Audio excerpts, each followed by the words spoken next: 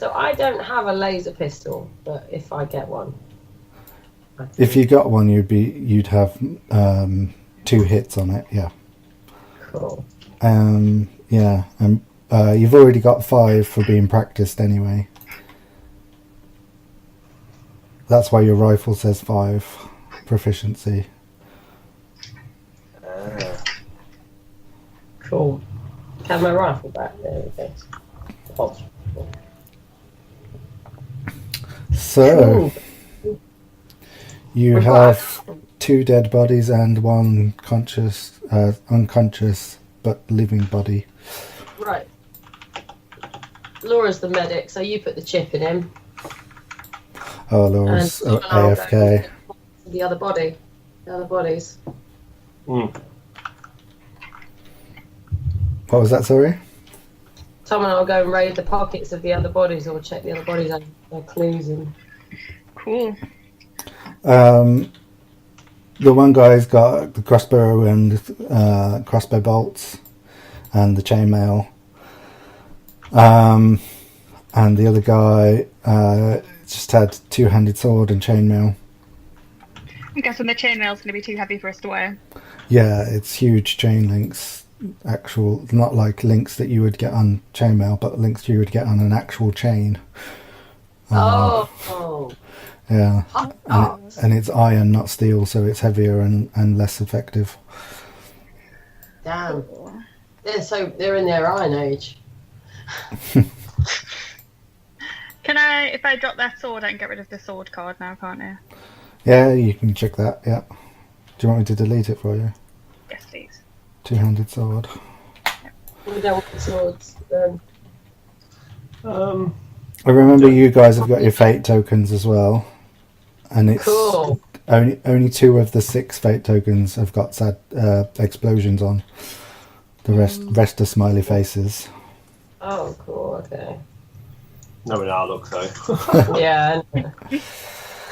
Yeah, so In the pack. not much stuff on the subordinates. Laura, could you possibly? So we're doing the searching, and then Laura, are you going to do the implant, or could you heal me? I can heal you if you I'll want. do the How do I go about healing during this? So you roll your is it biology? I think it was biology, wasn't it? There's no other skills it could be.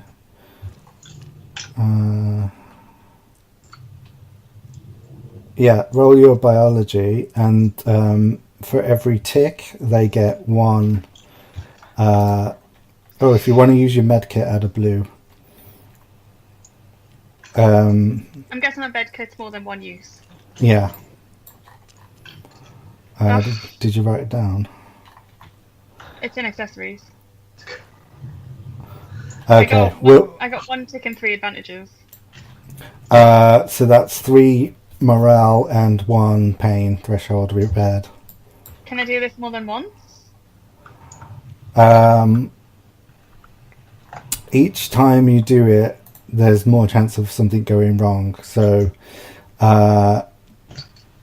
if you do it again today, you'll add a purple dice, and then if you do it again after that, another purple, and then it'll be a red.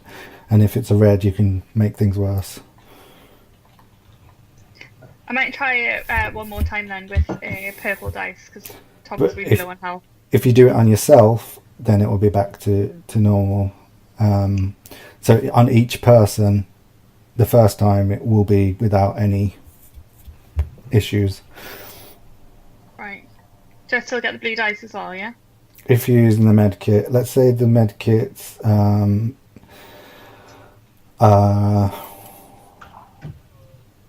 15 uses, and it takes 3 uses if you want to bring someone back from 0.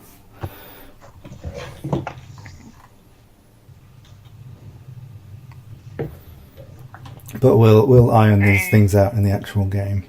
So I won't use a medkit this go then, because it's 15 uses, and I'm down to 14 now.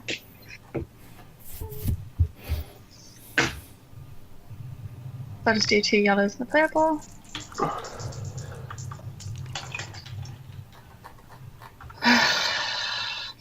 One tick and 1 morale. Are you taking these off, Tom? 2. Oh, Yeah. was I sorry? Or was I supposed to be? I was waiting. So you've got 2 health back now and 2 morale back. Oh, thank you. Oh, I thought you had 3 morale last time. Oh, okay. So 3 morale back. 1, Yeah. 2. and 2 health. Brilliant. Cool. Thank you. Alright. Less likely to die now. And if you wanted to heal yourself as well. Cool. That's all right, because I've still got 4 pain. So each time Laura heals you today, you will get it will get more difficult to repair the damage, and it can get to the point where she could make things worse. Right. So the first time you heal someone, you have no difficulty at all, and then add a purple and so on. But I can do it on myself, can I? Technically, yeah, you could. But yeah, if you're not mastered in biology, it will get more difficult. And also, Laura's got the med kit to add a blue dice. Right, I've got nothing. Okay, cool. I'll stick with that then. Cool. I'm going to try and heal myself as well a little bit, actually, because I'm quite Okay. thingied. Hello. Hiya. Hiya, Tom. Hiya. All right. Not too bad. How are you? No. 3 morale and 1. 2. And Kelly's got 2 damage. I'm all good. I'll keep that. I'm fucking robust. Look at me. Stack it. Help. So the next day it resets. So if you want to heal someone again tomorrow, it will go back to just 2 yellows. Cool. Cool. Okay. So Where are we right now then? We're going to put the chip in the man. Cool. And let it do brie. And then wake him up and interrogate him. Should we interrogate him not in a war zone? Yeah, let's drag him somewhere. Drag him back into the village. Ship? If you take him to the village, it's full of Let's take him to the ship because we don't want to take him to the cat Yeah, 'cause I territory. might kill him. We want to take him neutral territory. And let's heal him so he Shall wakes we- up fucking Yeah. better. Or should we wake him up and then heal him so he can see that we're actively trying to help him? Well, he would know when he woke up, not with a big hole in his stomach, that we Fair play. sorted him out, wouldn't we? So let's take him back to the ship. yeah, How can we do that? that's not Not the going to. chariot.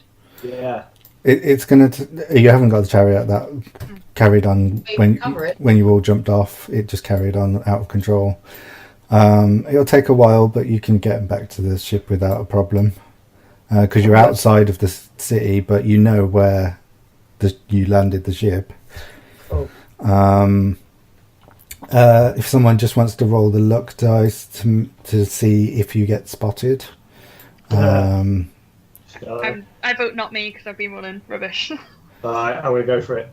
so you want an 11 plus Oh. or a 10. Oh. So you get, you do get spotted by someone looking out of a window, but they don't make a fuss about it. So as far as you know, you're all right. Yay! Everyone's pretty much inside, barring the doors and looking out the windows to make sure that they're not under attack.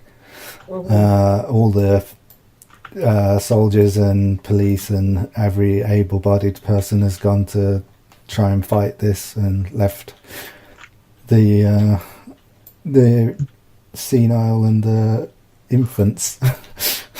Impotent. Infants. Inference. The impotent infants. Yeah, so you can get him back to the ship. Also, it's not going to be a problem putting the translator chip into an unconscious person's body. Right.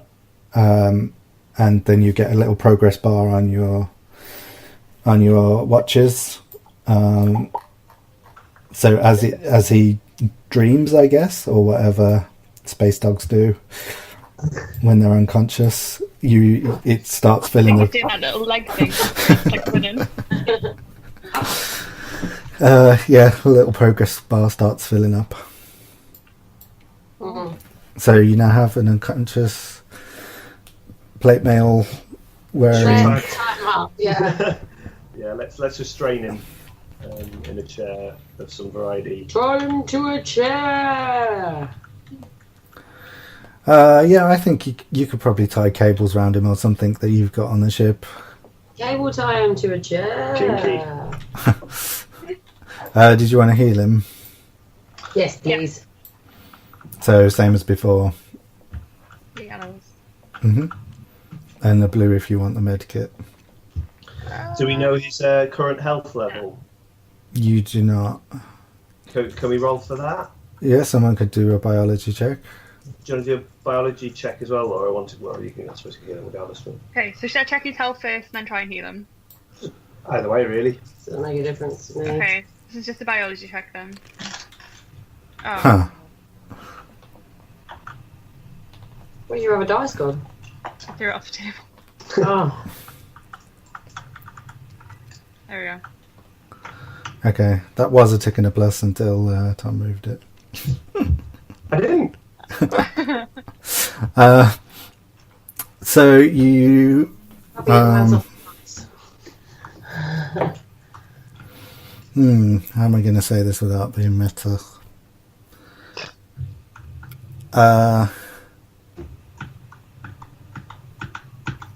Like he's unconscious and he's got a severe wound.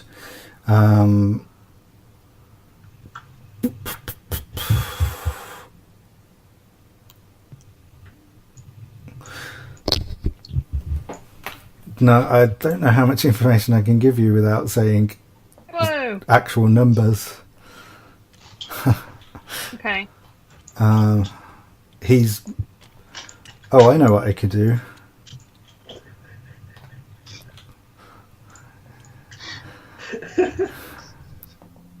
Do we need a timeout? Sorry.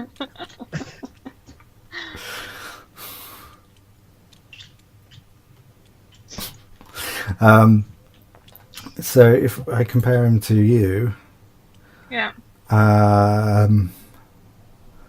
you think even though this guy is bigger, more muscular, etc., he, even at full health, would have a lower pain threshold than you would have from looking at his physiology.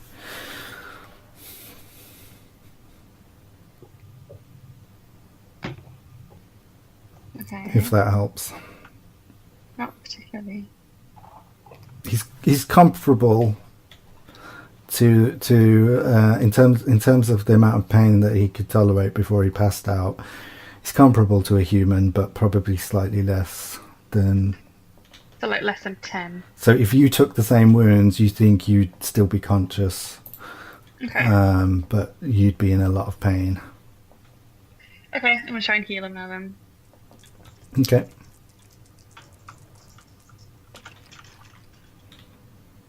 So he's going to get 2 health and 1 morale. Okay. That could be enough to make him conscious if you want that effect. Have we already tied him up? Yeah. Yeah. Should we make him conscious then? Yeah, let's play with him. Yeah. How's his language bar? Wait, how's his language bar? Is he... If you want, you can wait till it's full, or you can I would just like to wait till it's full. before you bring him round. Yeah, because we don't want him to be distressed. We want to like negotiate, talk nice with him. Okay. Should we try So him again then? Yeah. yeah, What was that, sorry? if you heal him again, you'll get a purple dice, but you can try. Okay. Worth going. It's not going to make him worse, is it? You might get a disadvantage affecting your morale, but that's it. Okay. So his willy drops off, doesn't he? No, our willy drops off. It's our morale. Oh. Oh. So you didn't heal him, but he doesn't know it yet, but he regained some morale. Maybe you gave him some morphine or something. I don't know. Wow, nice. Okay. Cool. So is he going to know that we've healed him? Well, tell him, and he'll feel better. Okay. I mean, he'll feel better anyway. He'll know when he's Sue because he did have a big hole in him, and now he doesn't. Wait. Will his language bar, will that go, the processing thing, will that be faster when he wakes up? Will it load quicker because he'll be talking and thinking more? You notice that when he's in REM sleep, it feels faster. So it's possible that when he's awake, it will feel faster as well. Oh, should we get him up though? Probably, yeah. Yeah, Might that's as well. right. So did you do any waiting? If you, as soon as you healed him, wake him up, it will be on about 30%. No, we did some waiting. Yeah, we waited a bit. 50%. You're gonna wake him up at 50%. Yeah, before we can start. Okay, so you're going to understand about half the words he says, Cool. Okay. and he'll understand about half the words you say. So Okay. if you say, "We're not here to kill you," he might only understand "kill you." Okay. Right. Okay, so we need to be animated with our body language as well and our tone. Yep. So he comes around. Okay. All right, mate. We mean you no harm. Oh, I didn't go. you should confer before Sorry. you talk to him. That's one out there. He just went out on a limb with your male privilege, swinging it about. What about if we just say, if we keep it simple and only use like positive sort of words that can't be It's construed. misconstrued? Because if we say we mean you no harm, he might only understand like we mean harm. Mm.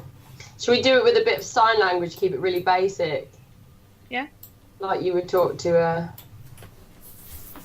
Has anyone No. got like? Has anyone maybe got performance? deaf person, lip reading and body language. Hmm?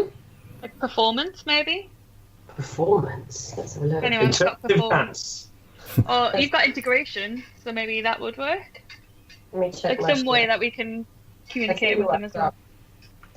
Tell you what I've got.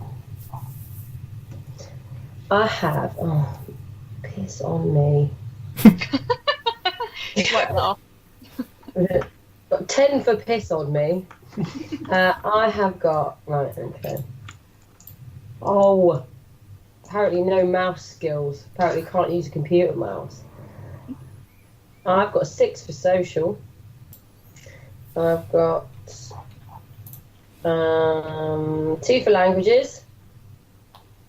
I've got 3 for negotiation. I've got 2 for charm. I've got Stu's finger right in the middle of my pad screen. I thought you. I presumed you'd be holding Alt to. No, I'm looking at it on the table. Yeah. What I've about got- languages? I've Then, got if you 1 could, for integration and 2 for leadership. So that's probably what I've got that's useful. yeah. What about languages? I think I Go with said that. 2 for languages. Two languages. Yeah. Yeah, I got 2 for languages. Be worth giving it a go, I guess. So I Two guess the more we talk to him as well, the more he understands us. Is that Yeah, right? yeah. Yeah. 2 for languages and 3 for negotiation and 2 for charm. I'm probably in a good position Mm-hmm. Better than to. me, definitely. If I use my negotiate, well, I guess we're not negotiating yet, are we? Anybody else got languages or charm? I've only got 1 in languages, and I've got 3 in charm, but Okay, I don't know if I think languages is probably going to be more useful. helpful. Yeah. Okay, cool. All right then, I shall I'll keep stum. have a go. And looking friendly in the back. I'll pop myself a green and yellow out in case I need to. Not the guns. We just shot him, remember? So, I am going to say, What do we want to tell him between us? Peace, aren't we? So maybe just say peace. Okay. Friends. Like, that sort of stuff. Yeah, keep friends. it Positive words. one words. Yeah. So, can we say sorry we killed your friends? Sorry. No, well, they attacked first, didn't they? Yeah. Didn't Yeah. Well, yeah, they like pointed their weapons at us, so. they? Yeah. Peace. So we'll say peace, friends, and then Heal. Yeah. Point Heal and point to his wounds where we've fixed him. When you say heal and point to his wounds, he says yes. Good. I think he wants. He wants more. Yeah. I think we should give it a go, even if it's ineffective. Like, it just shows willing. Do you want to try and do another one? I know it's going to be difficult, but This is Yeah, two purples now. yeah. 2 purples, but I'll use my ready kit this time, so I'll get a blue as well. Yeah, do it. I hope this doesn't go badly. Like heal. Yes. Oh shit, I've shot him. There's vinegar in it. Triumph. Do. Triumph. Yeah, so you can tell me what happens, Laura.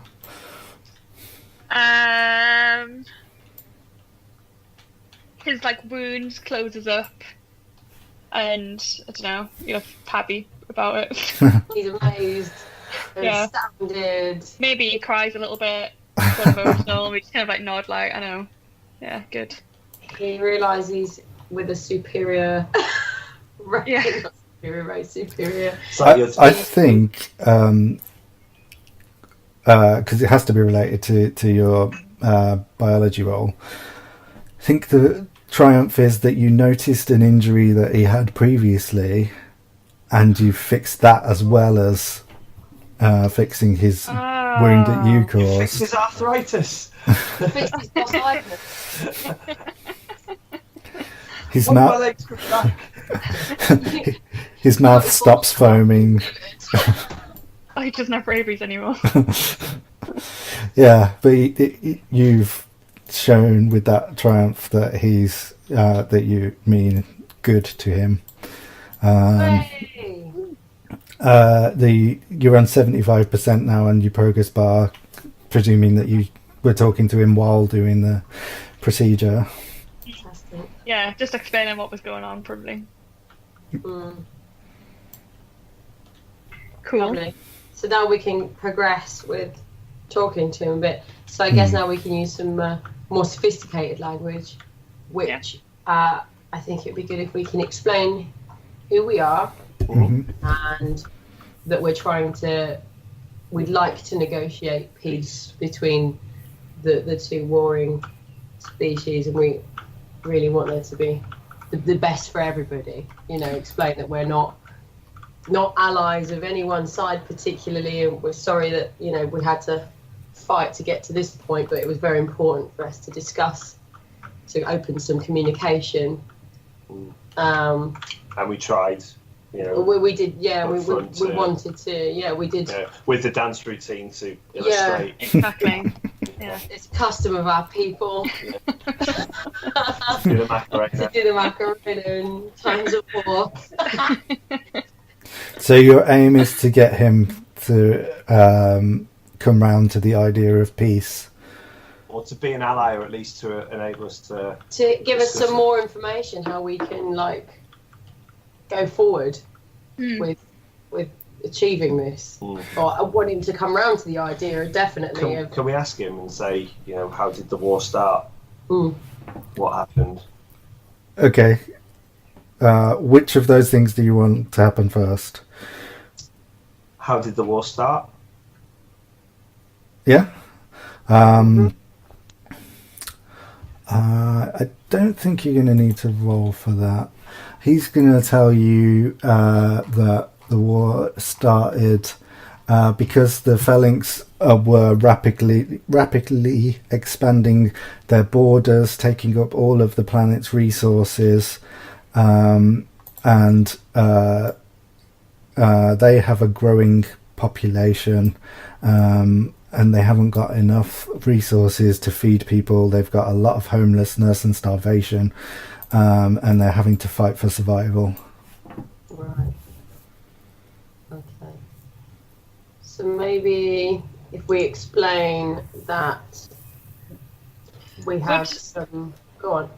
I was going to say, what, our biodome, is that to grow food and stuff? Like that, would that help them? Yeah. Yeah. That was the idea. Yeah, you're trying to create. You'd be growing human food for human consumption. Could we not grow food for dog consumption as well? No, definitely no chocolate.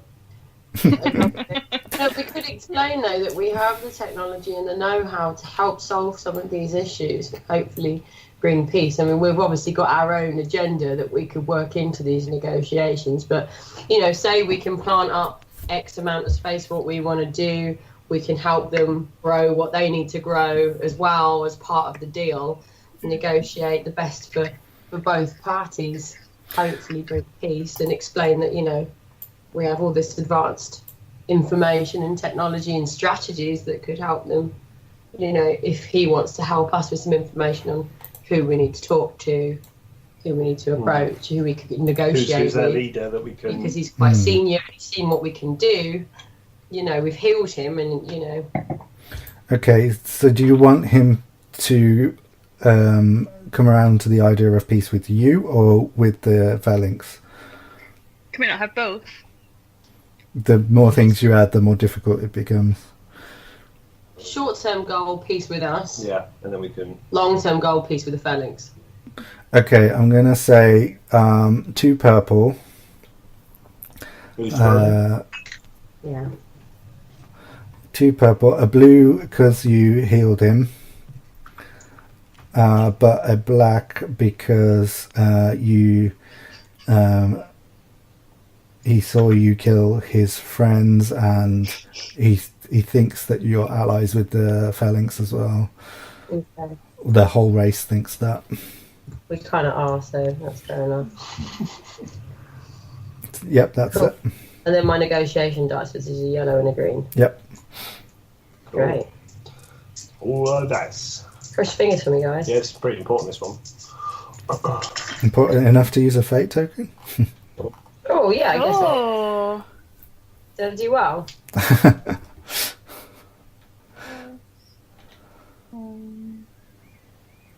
Maybe use your fate token. I'm a tick, though. I got a tick. Yeah, you It's got not- a tick and a disadvantage. Yeah. So you can lose a morale if you want for Yeah, that disadvantage. He says that's not up to me. I'm just a captain in the army. Our leaders would have to decide whether you're gonna ask him that's to take believable. charge. I was going to say, can I say it? Can I say it?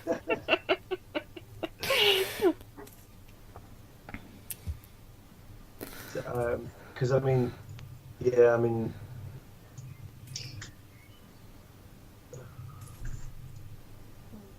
just thinking, do we want to meet the leaders right now? We Because- probably need to mine him for a bit more information. Yeah, we need to of course. arm ourselves with a bit more information for what's going to be useful in negotiation. And also maybe letting him go as an act of faith at the end of it, because the problem is if we go in, all they know is there's these strange people that have shown up and killed 2 of their race, and I want to talk. Yeah, So, yeah. If we don't have him, though, he's the only one that understands us. Is that right? so No, your watch will change anything they say into common language in your ear, and it will Now we- synthesize your voice when you speak into their language. We've So done we can talk to any of them now, the then. language Oh, from okay. him, so we've got that off of him now. So this is quite Okay. successful. We Um, need to know his Is that at name. 100% as well? Yeah, we can say it. It's there or thereabouts. Someone mark off that they used one of their translator chips because you only got 4 in each watch. Oh, did I use mine? Whoever. Where did they go? Are they on one of the cards? One of the blanks? I don't think anyone actually wrote that they had 4. They just wrote they had a watch. But Okay. yeah, each watch comes with 4. And 4 shots of numbing agent. I think learning his name is a good idea. Yeah. Yeah. May I ask your name, good sir? He says, I call myself Bronier. Bronier, Mm-hmm. not Rex. You could have called him Rex, and the watch would have translated that for you for future naming purposes. Like every time he talks about his race, he says K99s, even though clearly he's not saying that. It's just your watch translates it for you. That's what we've called them. Because that's the word that you've given it. Could we ask him what the name of his race is? It will just come out as K99s now that your watch has translated that word. I understand it. Great. But every time you say K99s, it sounds to him like you're saying the name of his race. We could do with some more information on how their society works, I guess. We need to kind of ask the right questions, but I guess we need to know what they use as currency, what's of value to them. Like if we could provide something for them from our resources, what would be important to them? Like bones. Like bones and postmen. Do we know like the area where they live as well? Do we know like what sort of settlements they're in? Like how close they are to the cats? Do you have their location? Yeah, so he describes their settlements, and it seems like they're like a kind of castle level race. So a lot of their people live behind high walls in castles or forts. There's also an area that he refers to as the dead zone, where there are forts that they used to own but have been ruined by war. That is in disputed territory between the two races. In regards to things that are precious, he looks a bit confused, and then he describes something. Laura, if you could roll memory. I've only got 1 memory. Against 1 purple, because it was recent.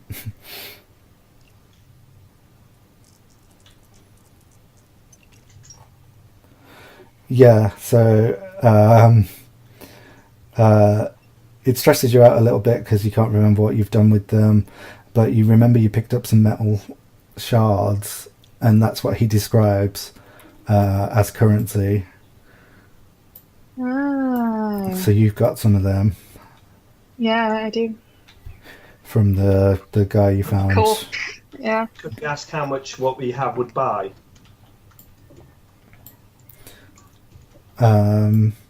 Yeah, you can show him and say, what's this worth? He says that's basically loose change that you would carry on your person. It's not really... It's a couple of the smallest denomination coins that they have. What resources are of value to the K99s? He immediately says technology. We need technology. We've got the numbers and the weapons, but we're outmatched in technology. Okay, and what do they eat? Meat, basically any meat.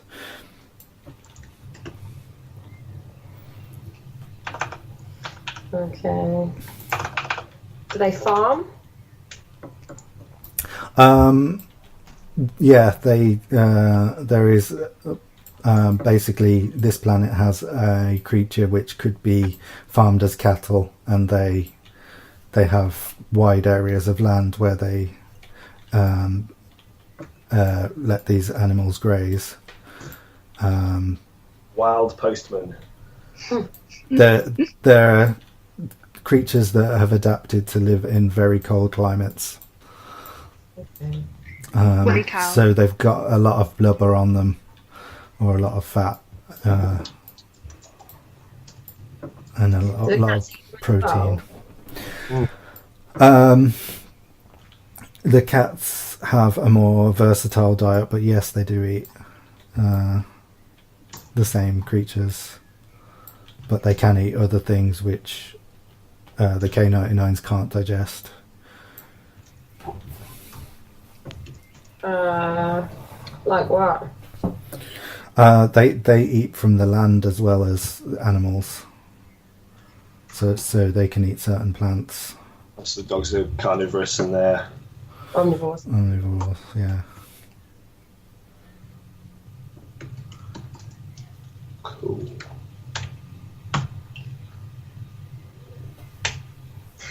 Anything else we need to know? Have they ever attempted peace talks before? Have they tried to work this out?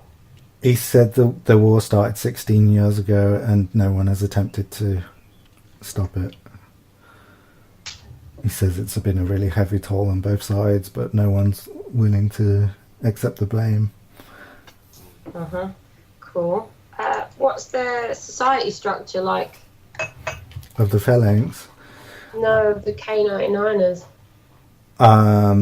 All the women are bitches. Oh, the men are just dogs. He describes like a feudal society where strength and victories in battle earn you rank. So would they go as far to say that they're quite warmongering or war hungry? He says no, we're not in this war by choice. Things like hunting and fighting in a controlled arena are what we used to do to prove ourselves, but now we prove ourselves in war. Would we be able to call in the fact that we've got this dog and we've got the translating chip to, was that the commander that sent us here, or admiral or someone? Corporal. Could we tell the corporal that we've got this person and see if he can set up a meeting between,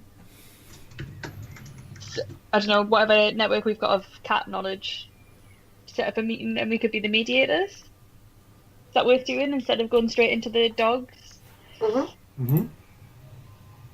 Do you say that out loud so that he can hear? No. Sit in like a quiet huddle. So we're thinking about getting our cat friends to come and meet the dog guy. Yeah. Just suggesting. But having like our people there as well. Yeah, I mean, he said he's not senior enough, isn't he? We really need to. But we could say, do you think your people would be willing to talk to us?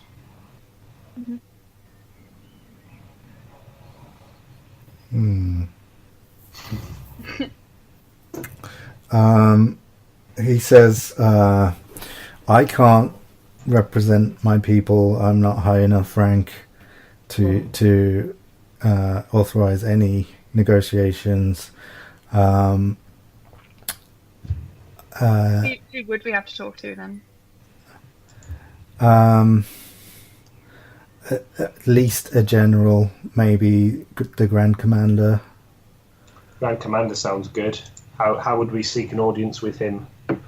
I presume you would be killed on sight if you even approached the castle. He says he names Castle Stoic as their capital. Right. So could we just have like a confab between the three of us away from him? Yeah. And just sort of say, do you think it'd be a good idea if we let him go and said, look, we need you to take our message of peace back, and we want to engage in peaceful talks and negotiation, because if we go with him, we're going to get killed. We're going to get killed, yeah. But we need to give that olive branch and show willing that we're going to. Can we send him off with a piece of tech as a gift from us? Oh yeah. What do you have on the ship? I don't know what we do. What we have. Don't we have the seeds? Oh, they don't eat. They don't eat the seeds, do they? There's the plough. Not bad if that's any good to them. Probably not, because they don't eat the seeds. You didn't take a whole plough. Oh. Corporal Wong said they'd be able to move it if you were able to set up a new biodome. They could move the machinery as long as it wasn't too badly damaged. Thinking of something. Did we take computers or anything? You took a computer, yeah. Does that have any use? Could we give them one of the language chips from our watch and get them to say, look, put this in one of your elders or whatever, and it'll enable them to talk to us.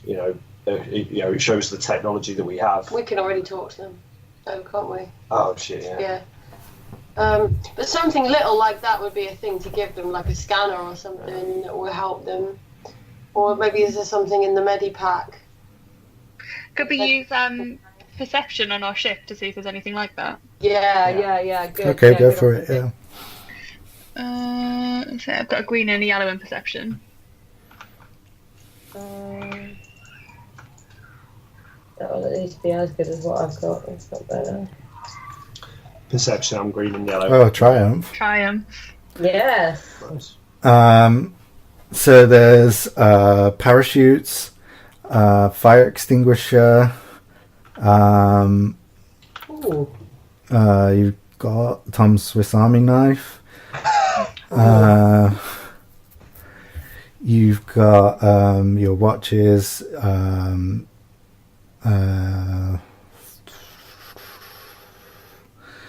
You've got the computer that's you feel like that's probably too advanced for them. You'd have to teach them how to use a computer. They haven't got electricity. Oh, the fire extinguisher is quite good. Yeah, this is a device to put out fires. If you were, we have more things like this that we would be willing to share for you. You've got antibiotics. Oh, in the med kit. yes. That might be good. Although, they won't know what to prescribe it for. If someone gets their leg blown off and they give them antibiotics. This doesn't work. Yeah. I think maybe fire extinguisher then. Have we got more than one fire extinguisher on the ship? We're not going to leave ourselves open in case there's a fire and we can't put it out, are we? There's one in the back and one in the cockpit. So should we give them one from the back? Yeah. We need the one in the cockpit. Well, should we ask and say, let's What ask would you him and rather say, have, the antibiotics or the fire extinguisher? We have these two technologies. Yeah, we have more. Explain what they do, I guess, yeah. Yeah. We have more like this, but we'd like to speak to your leaders to talk about, how we can help you and try and come to some sort of peaceful arrangement, maybe. Yeah. Yeah, sounds good. I think the fire extinguisher would be better because he'll be able to demonstrate it.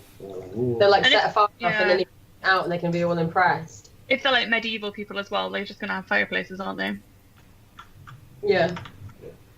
And we can show him how it works. Actually, let's show him how it works first and see if he's impressed. Yeah. So let's start a small fire. Well, these things are finite as well, so if we use it a couple of times, it'll be nothing. Yeah. Yeah, these are these are portable ones, so they're not big, building fire ones. Can we show him a video of what happens, maybe on the computer or on our watch or something? Can we show a demonstration? Training video. You could, yeah. Health and safety video. We'll show him the health and safety training video for the fire extinguisher. Yeah, he's a bit bewildered by the technology of video. He's confused how these little humans are appearing and disappearing. Oh.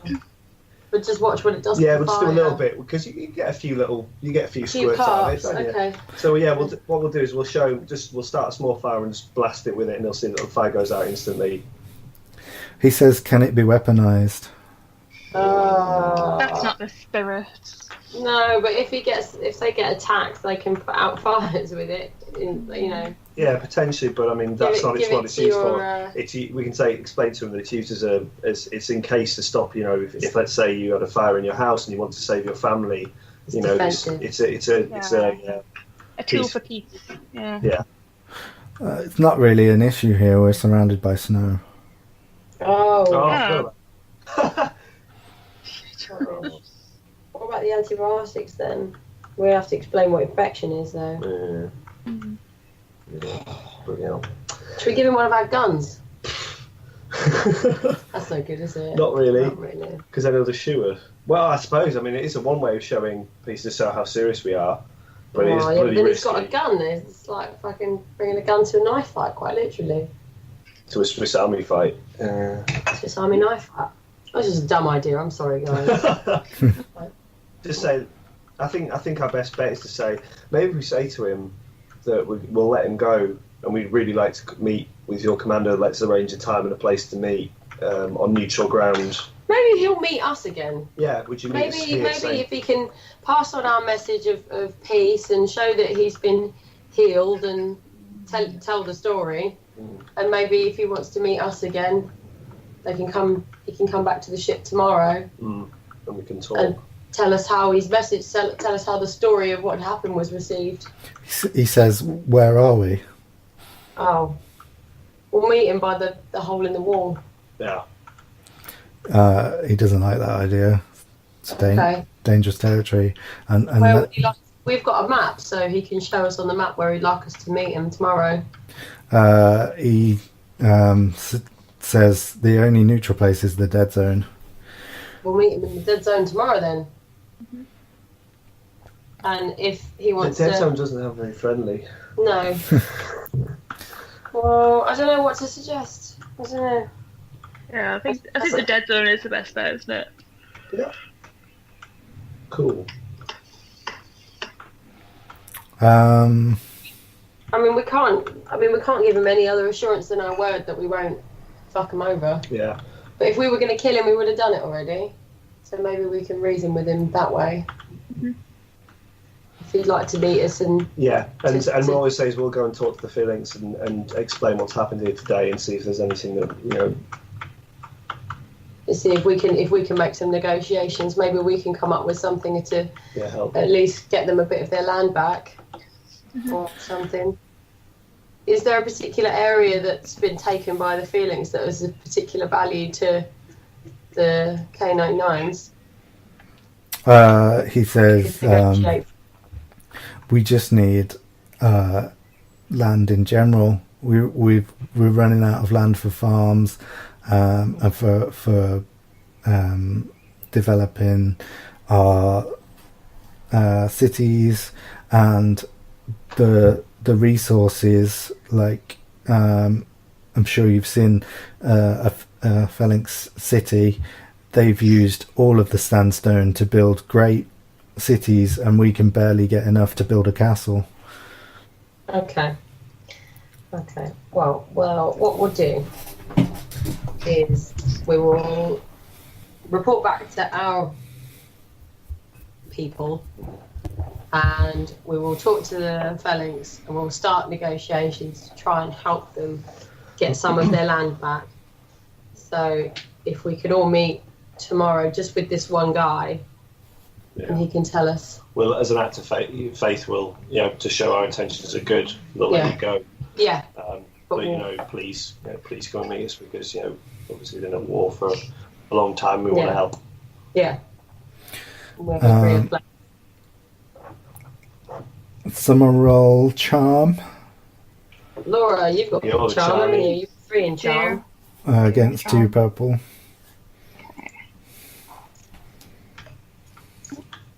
Oh no.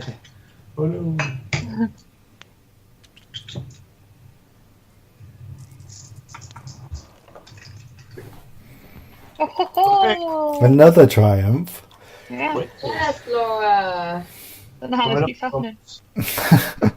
1 in 12. Have you got a weighted dice?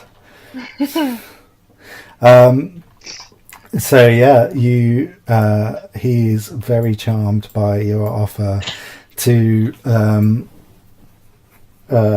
release him. He's completely forgotten about the fact that you killed his friends. Hey. And he says, I think I know a way how I can help you to understand our side of the story and also give you some bargaining against the Phalanx. And he hands you it's basically like a woven straw mat with some markings painted on it.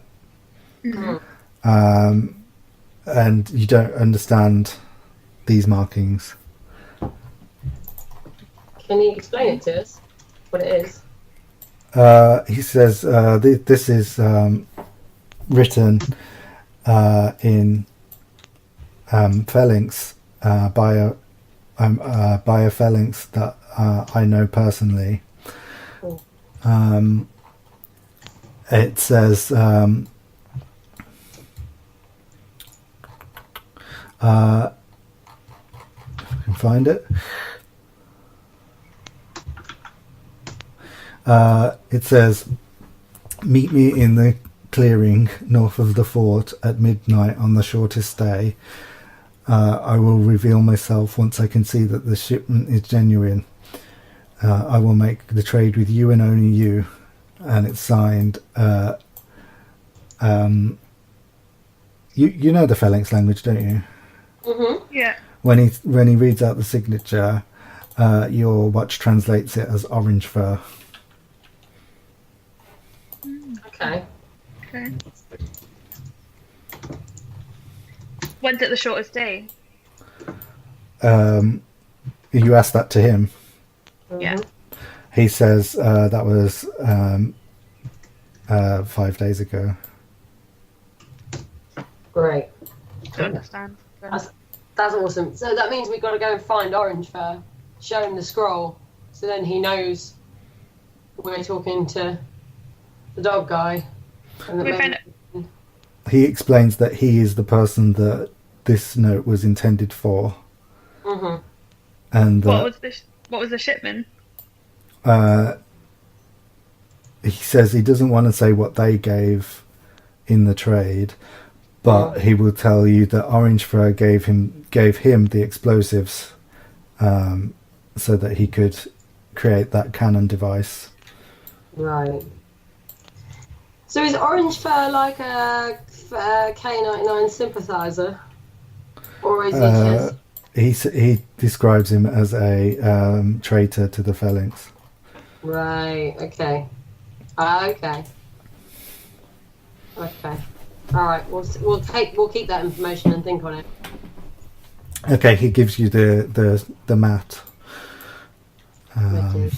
We thank him for that. That's ace. And then he asks if he can leave. I think so. Yeah. And we'll meet him tomorrow at the designated place. The dead zone, yeah. Yeah. The place in the dead zone. When At he noon? At high noon. Mm-hmm. Wow, wow, wow. When the sun lies heaviest in the sky, highest in the sky, even.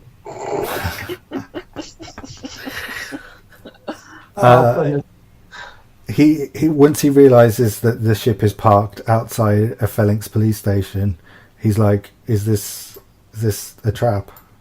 Oh no, we'll drop him off. We'll take him drop him to off. neutral and drop him off. Okay, he's grateful. Cool.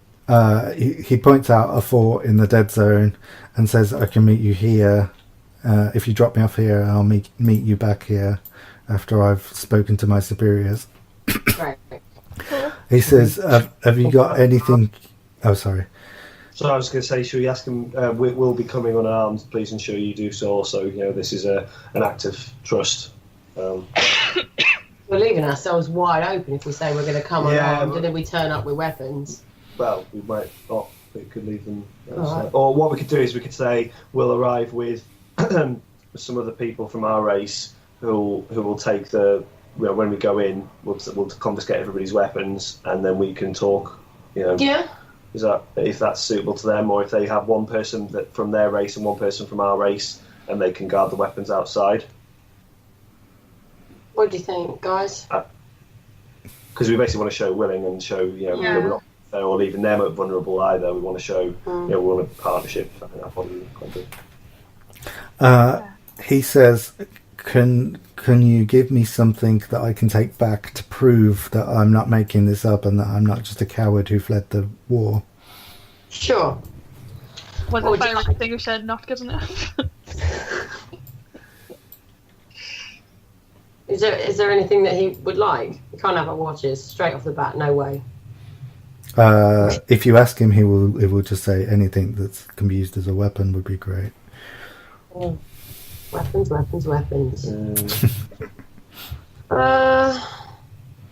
Giving me Swiss Army knife. I was just going to say, tomorrow we'll get it back. I'd say this is an heirloom of mine. This has been passed down from generation to generation. This was my father's, so it has significant personal value to me. But this is important, so I'll give you this so you can show some of the technology that we have. This is a multi-tool. You can do 8 different things. Show them how the multi-tool. Let's give them a multi-tool demonstration. I can show them the saw, the little saw reaction. I can shoot a bit of wood. I can use a toothpick. Get some food out from the power. Scissors. Make a little origami swan. Nail clippers. I can cut my nails. Yeah. And I can show them the direction and show them how the compass. And say, I bequest this to you. Please take care of it, and see you tomorrow. No, throw a stick. Be gone. Okay, he leaves your ship. Hooray! Cool. He starts heading what you formerly knew as west, but now you don't have a compass. Shit. They have electronic compasses on their watches, or our watches. Yes. What sort of smartwatch would it be if it didn't have a compass? I mean, come on.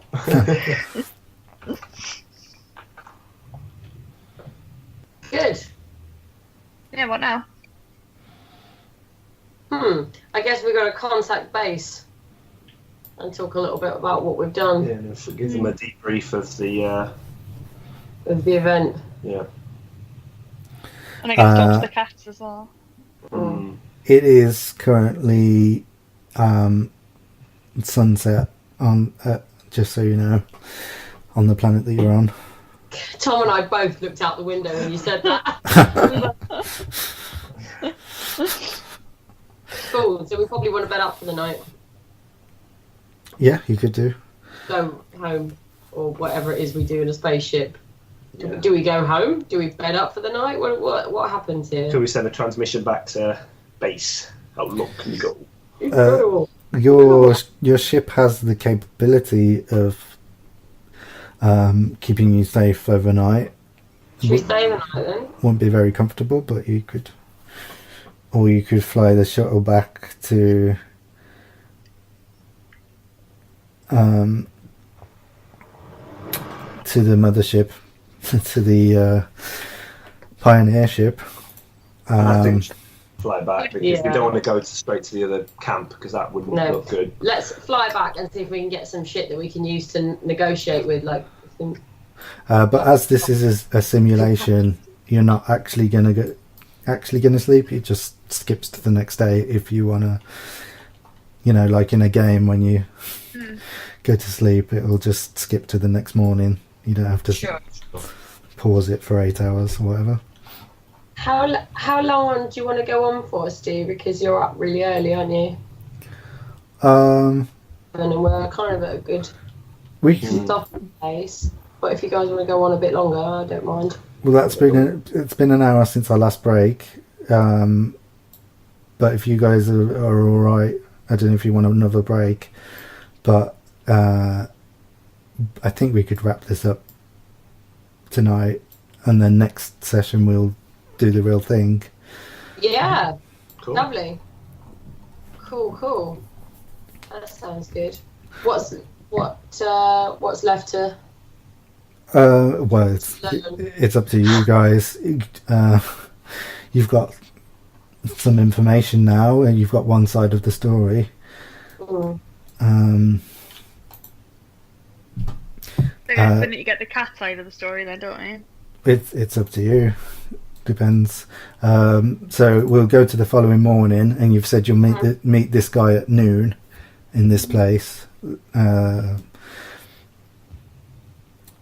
we want to transmit back to our people to talk about, to tell them what we want to do, which is like try and draw peace between the two races, form some negotiation that will include us getting some land in exchange for giving them some technologies to make the two races share resources a bit better and share the land a bit better. And we think that with some of our technology, that might aid them to do that. So Corporal Wong says if you can get peace between the two races, that's great, but the priority is that we're able to set up a biodome so that we can feed our own people. Yeah. Okay. Yeah. Okay. Why don't we just bomb the fuck out of the two races then and set up a biodome all over and just farm their whole planet? Fuck them. Flipping medieval warlike dogs and a load of flipping stray cats. I mean... Yeah, just throw a load of chocolate in at the dogs. Yeah. And throw a load of catnip. Or just get laser pointers and get all the cats just to like run in the sea. Run off a cliff. Run off a cliff. That's it. Done. No, I think this is the right way to do it though, because if we get them if we can get like big areas of farmland and stuff set up to make enough resources for all of them, we can set up some shit for ourselves. While we're at it. Mm-hmm. Or we make alliances with the cats, and because they're doing better than the dogs, and they're more advanced, and we just like fucking exterminate the dogs. I think the cats have all the land as well. Yeah. I think we need to explain to them that appreciate that obviously the biodome is a priority, but obviously they're at war, and we don't want to be stuck in the middle, getting bombed from both sides. Or our biodome's not going to survive if they're on a planet at war. Yeah, the last one didn't. Peace is a priority for us to establish the base and not get destroyed again. What does Wong say to that? He says, one option would be to negotiate peace between the two races, and that would be the most desirable result.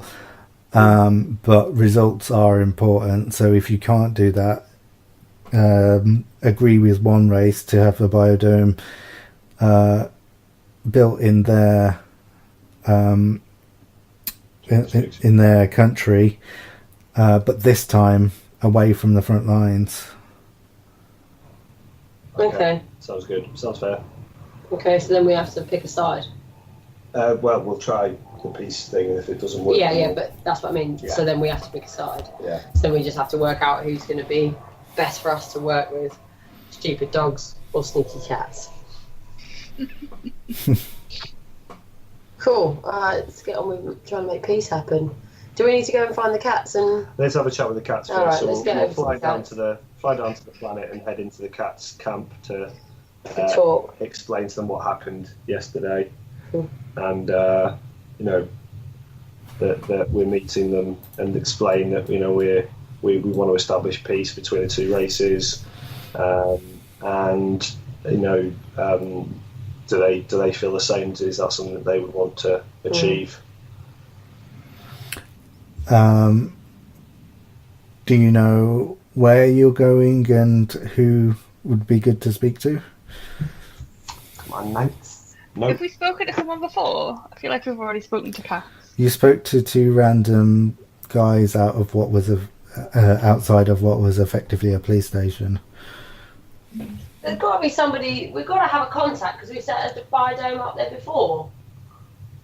Could Wong tell us? Does he have your contact in the cat place?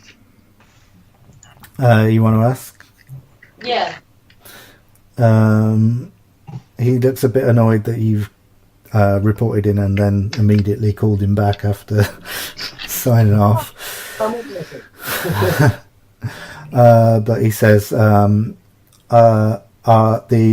ambassador that the previous away team spoke to went by the name of Digikiki. Digikiki? Yes, I did. Yes, you can. Can we ask what he looks like? He says she is a grey cat. She's all right then. And where do we find her? Phone number? Yeah. He said that the previous away team only spoke to the phalanx at the front gates. Cool. So we head to the front gates and then we can ask to speak to Digikiki. Okay. Let's do that, yeah. Puss? When you get there, the front gates are destroyed. Oh. Do you still want to land? Yes. Okay. Tom, wait a minute. What? Is it active war zone?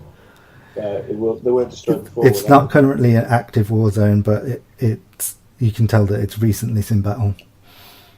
Oh my god. Okay. We'll go in. Mm-hmm.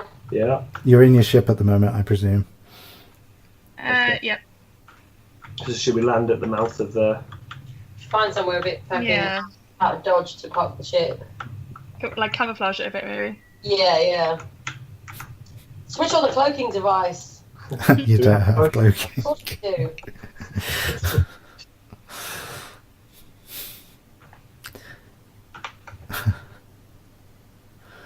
What are you doing then? Switching on the cloaking device and parking the ship somewhere safe by the gates. Yeah. Camouflage the ship a bit and then go in. The ruin of the gates. We'll cover it in branches or whatever. We've got a So cloaking device. You haven't got a cloaking device. Why have we got cloaking devices in space? The humans aren't that advanced at this point. For fuck's sake. So you're going to park outside of the city walls in like a forest area and try and cover the ship as much as possible. Yeah. We'll put a tarp over it. Okay. You want to head towards the city? Yeah. The citadel. Yeah, can we roll for perception? Yep, sure. Oh, good idea. Should I roll or? You're right down there, Kelly. Go for it. Have you got a green and a yellow for perception? Perception, I'm green and yellow. Yeah, sure, you can roll in. Oh, my back hurts. Oh. You need to get yourself a chair. Oh, yeah. He says bugger with a triumph. I've got a triumph. Yay! So you survey the battlefield. There are dead from both sides. There's a destroyed cannon-like device, exactly the same as the one you saw before, but it's smashed to bits. The bodies of the K-99s have bullet holes in them, projectile ball bearings. And on the other side of the wall, you can see the bodies of the phalanx have they've either been killed by swords, spears, or in the explosions that appear to have happened everywhere around the gate, like several explosions. And they have firearms laid within the vicinity of their corpses, but they're very primitive firearms. Right, I see. Is there anybody alive? Do you want there to be someone alive? Preferably. Do you want to roll the luck dice? Yeah. Should I roll it or? Yeah, go You for it. trying to ask them, Tom? No, just to find out what happened. Okay. No, everybody's dead. Right. Everybody dead. Well, let's just head in then. Everybody's dead, Dave.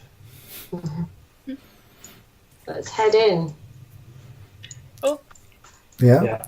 There's rows of sandstone buildings with thatched roofs. The further you get in, like the further away from the blast area, there's things that have got a light coating of snow on them. Okay. There's basically a light coating of snow everywhere apart from where the explosions have gone off. Oh. There was a blizzard when you arrived yesterday, Okay. but there is no longer a blizzard. You were able to fly and land in the dead zone without problems. Okay, so people haven't been around in this area apart from the fight. Possibly. Should we call out and say hello? Is there anybody alive? Papa, can you hear me? You know, because they might retreat to the comfort of their buildings or safety of the buildings. Buildings. could just shout the name of that, of the grey haired cat. That's a good Yeah. idea. Baba Ganoush. Baba Ganoush. Baba Ganoush. Go on again. Billy Kiki. Kiki. Digikiki. Digikiki. Mm-hmm. Digikiki! Oh, God.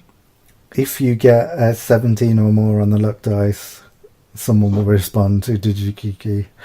Right, someone else want to roll. Laura, you've been rolling well. Okay. Will it actually be Digikiki that responds though when he said somebody? Somebody. Oh!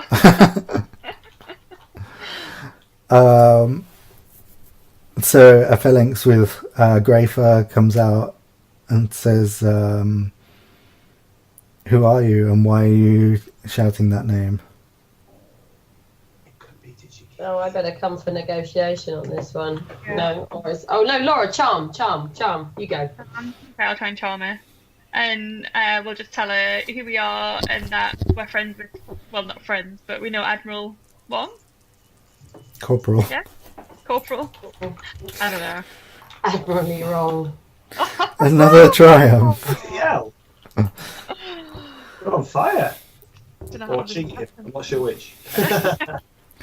I'm going to have to pay closer attention to your rolls. It's like, oh, I rolled a triumph. If only someone was recording this. So you've got one advantage as well, so you can gain a morale if you want. Cool. But yeah, I didn't give you a difficulty dice, but you got a triumph anyway.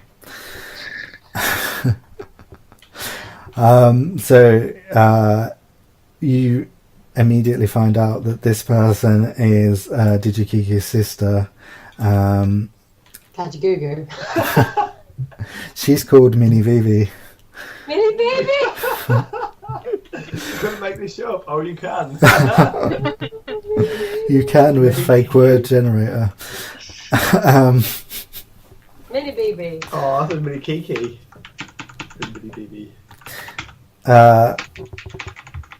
Yeah, and she tells you that people are mourning because although they managed to repel the K-99's attack, a lot of lives were lost, and they've never breached the walls before, and now there's a bit of hushed panic, I think. Like no one's running out in the streets, but everyone is panicking on the inside because they're Bit on thinking, edge. yeah, We would like we would like to help, and yeah, we'd like an audience with your elders or whatever their equivalent are. Kiki. We'd like to see your Donald Trump cat. God. She says, I don't personally know any of the leaders, but I can take you to my sister, and she might be able to get you in touch. Yes, please. That would be great. So she Sorry, carry on. As I would explain to her on the way that we are, from the same people that set up the biodome previously. We've come to set up another one, but we would like to help negotiate peace and end the killing. End the war. And we'd like to end it for them. We think that we have the ability to do that. She basically does their equivalent of nodding and politely agreeing with you, but she doesn't really have much to say herself. She's quite quiet and shy. Mm-hmm. We don't want to be allies with those arse sniffers. Those ball lickers. Those arse sniffers. Stick chasers. The fucking stick chasers. She takes you to a very large building, which could be like a town hall, a trade centre, or some kind of embassy or something. And there are guards at the door. She asks you to wait while she explains the situation to the guards. Yeah? Okay. Cool. Okay, she goes off. She explains the situation. She comes back and she says,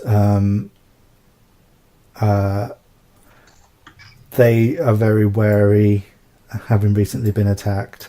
They want you to leave your weapons here, and they'd rather only one of you went in. Okay. Okay. Kelly, you've got negotiation, haven't you? Yeah, I'll go. I've got mastered in negotiation and 2 in languages or 3 in languages. Leave your weapon with us and we'll look after it, I guess. Who's having my pulse rifle then? I'll have it, seeing as I'm good at swapping guns with you. See your bottom, but I see your right, yeah. I'm trying to Yeah. scroll me out. I'm busy. Oh, now it's just spinning it. There we go. Cheers, babe. And I go in. And with that, you know what the real time equivalent is? That is me spinning it on my finger going, you want this? You want my gun? Woo, woo, woo, can you handle Once it? every spin it fires. Oh, Several. Many Bothans died. oh my God. Cool. I'm going in. Unrelated, who are the Boffins? They are the dog-like people from Star Wars. So, when they say many Boffins died getting us this information, but in the film there's no Boffins. Many Bothans died getting the information about the second Death Star. Oh. Was it Rogue One? Was the first getting the First plans one. for the first Death Star? Right, with you. Mm. Rogue One, which I have no idea what happened in. Yeah. Holly decided to talk all the way through it. What did it? Come on, benefit. Cow. I've heard Holly can be a bit prickly. Yeah. Indeed. Just brick. One brick. Just one brick. So we're uploading this to YouTube, right? Yeah. Oh, yeah. Hey, Holly, watch out the end of the video. I promise you. It's out of love. Yeah. I mean, like, anybody who ruins a Star Wars movie has got to be self-admitting that they're a bit of a prick. I'm going to wait for the next Disney movie. I'm going to watch it with her. I'm going to fart all the way through it. That's going to be the equivalent. Shit on the other foot. Shit on the other foot time, Holly. Okay, cool. I'm in the cat house. You are. In the doghouse. No. So I'll just focus on Keanu now, unless you guys can think of anything to do outside. We can talk on our... One question I wanted to ask is, when we stayed overnight, are we healed? So do our pain tokens go back? Or do we still have those? I should point it out. So a full night's rest will replenish your morale back to full. Cool. Back to full morale. And but not a health.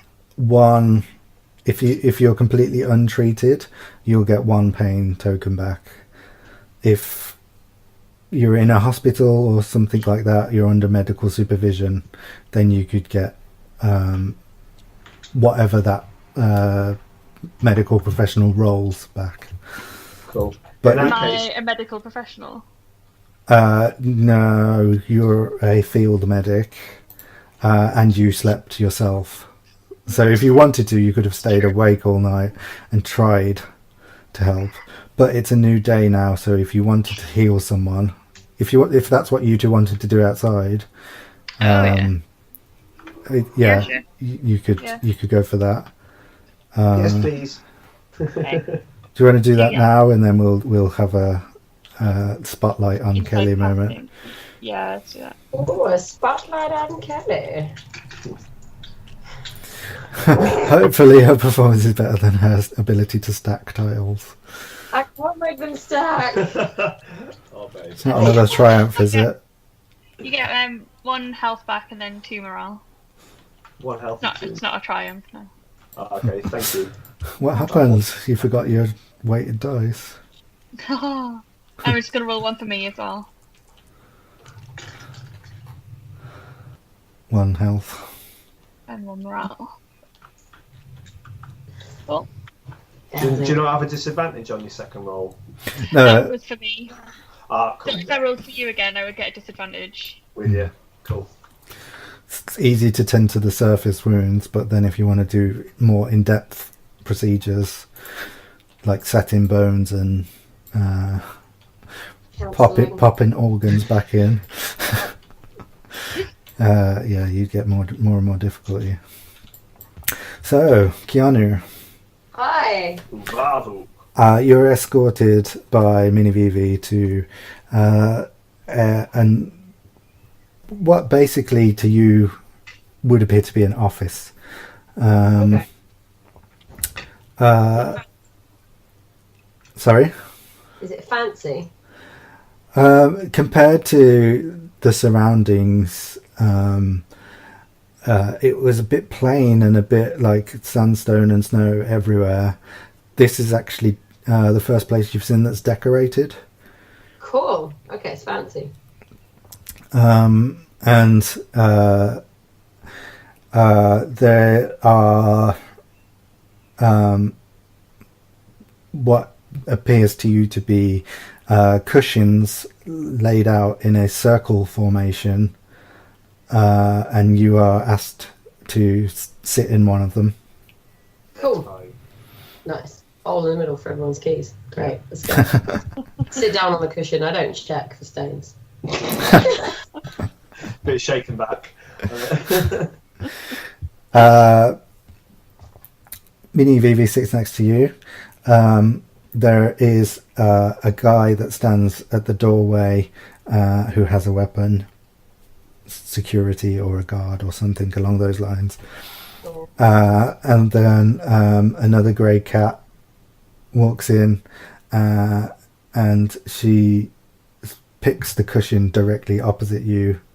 You don't know if it was at random or she's specifically picked that one, but it's straight opposite you. And you can see the similarities between her and Mini Vivi. This is most likely Digikiki. Okay. And she sits down and she says, "Oh, you're not the humans I spoke to before." No, unfortunately, the humans you spoke to before were all killed. Were No, they weren't killed. I think they just left. We're just a different They party. they okay. just failed their mission, basically. No. They were all killed. World in a sad explosion. Have you got bluff? Oh. Why are you making lies? Deception. Okay, I didn't say they were killed. Okay. Fine. I just didn't want to say, like, they lost interest. Just say it's like we're a new. We're the new team allocated to maintain the biodome after it was destroyed. We are more skilled and You're an expert. higher ranking. Yeah. And we know that there is a lot of conflict on this planet, and we are all, experts in language and negotiation. We'd like to help, if possible, to create some peace between the two races on the planet to stop everyone being killed all the time. She says, although I am an ambassador and peace would greatly suit me, I think it's very unlikely that those savages could ever be brought to peace. All they care about is fighting and war and gaining technologies. I understand your trepidation and your concerns.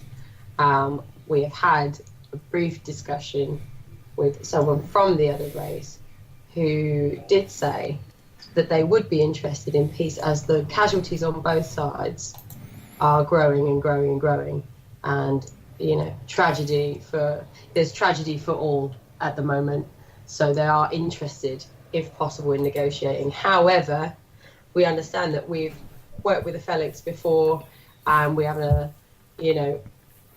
more relations with the Phalanx, so we're interested in doing this to benefit the Phalanx as well as the K99ers. So we think it would be good for both parties, but especially for the Phalanx. Can I just ask? Mm-hmm. Can the cats and the dogs talk to each other? Do they know each other's languages? The only information you have on that is that the guy that you met read out what he said was Phalanx written note.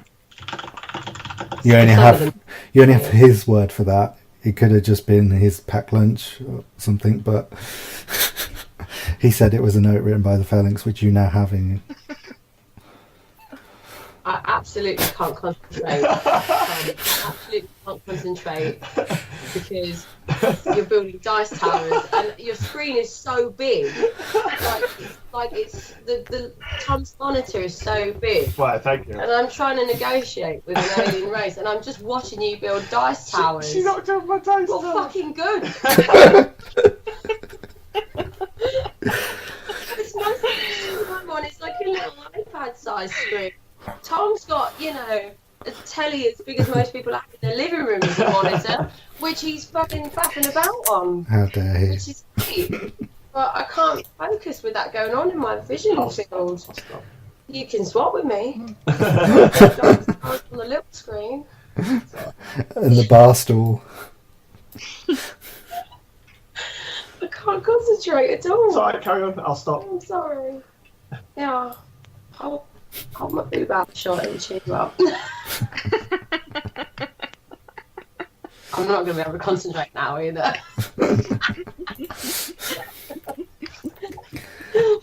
Okay, so Just pretend that my negotiation speech was a lot better than it was. she asks, what's your goal here in coming here and speaking to me? Oh, I know your long-term goal, but we feel like, in all honesty, for our biodome to be safe, that it would be great for there to be peace, because there's no point in building and cultivating stuff in a war-torn space. However, having met some of the other race and knowing what we know about the Phalanx, we would like to help because, we've seen war on our own planets. We know the devastation it causes. We know how much it costs as well to rebuild things and to, create safety. And it wouldn't be nicer if all that money went into better educating your children and improving your technologies rather than blowing up some other bunch of kids next door. She says, I understand that, but what I really want to know is why you're here now speaking to me. What are your short-term goals? Oh, well, we're going to, we're hoping to start talks with the K-99ers to work on peace with them and stop them trying to catapult you guys. So I guess we'd like to talk to your elders and see what we can do to negotiate. If there's anything we can offer them to start negotiations, or maybe find out where you guys stand on it, or what you'd like to see from them, for negotiation, what you guys need. She says if there's any negotiation to be done, then it will be done by myself. I represent and have an official voice on behalf of the collective. She refers to a group of people as the collective, and it sounds like they might be in charge of everything. Right. That's interesting. Excellent. So I guess at this point we just want to know if she would be interested in negotiating, or is it worth using your fate token? Yeah. So do we want to come with us tomorrow? We didn't tell them that we were going to bring her Phalanx. No, we'll tell her that we'll meet up with them tomorrow to set up a further meeting that we can get one of their elders and we can get her together and we can start negotiating terms. If that's something they'd be interested in, we can facilitate those negotiations and ensure that everybody who negotiates is safe, and it's done on neutral ground and it's done with respect and good conduct. She says, what assurances can I have that I won't be harmed? As you know, we would like to rebuild our biodome. So in harming you, we would never be able to do that. The Phalanx would never allow it. So, maybe that's some assurance to know that we would like to do that. So obviously it wouldn't be in our interest to harm her in any way or let her be harmed. So did you want to spend your fate token? Go on then, fuck it. Flip it over then. Yay! She says, if it will bring peace to the land, then I will risk my life to attempt this. Yay! And her sisters, Kiki. her sister's obviously like, did you Kiki? No, what are you doing? This is suicide. But it's for the greater good, and if everybody's... I don't think the K-99ers are going to stop trying to reclaim the land, what they see as their land back. So I think negotiations is the only way to stop the death toll increasing. So, I think it's better that way, really. And we can assure her safety. Can't we? We can ensure her safety. Yeah, of course we can. We've got fucking Part4. Yeah, keep her safe. Mini BB, don't you worry about that. We're spacemen. Rocket man. We're rocket men. Digikiki says, I will consult with the collective and we will discuss several proposals for acceptable terms, and then if possible, could it would be greatly appreciated if you could pick me up for this meeting, and I would like to remain in your protection for the entire time. Absolutely, that sounds fair enough. We'll go and meet the K99ers now and negotiate and arrange times and places, and we'll come back to you with further information on when we can have the full meeting. We'll ask them to also come up with, some stuff to bring forward before the meeting.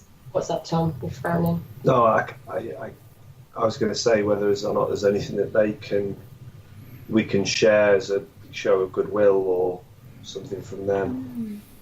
To the So dogs. the K99ers.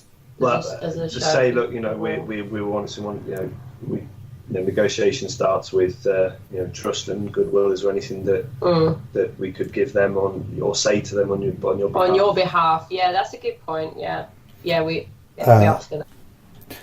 She says that the fact that I'm willing to turn up on my own, unarmed,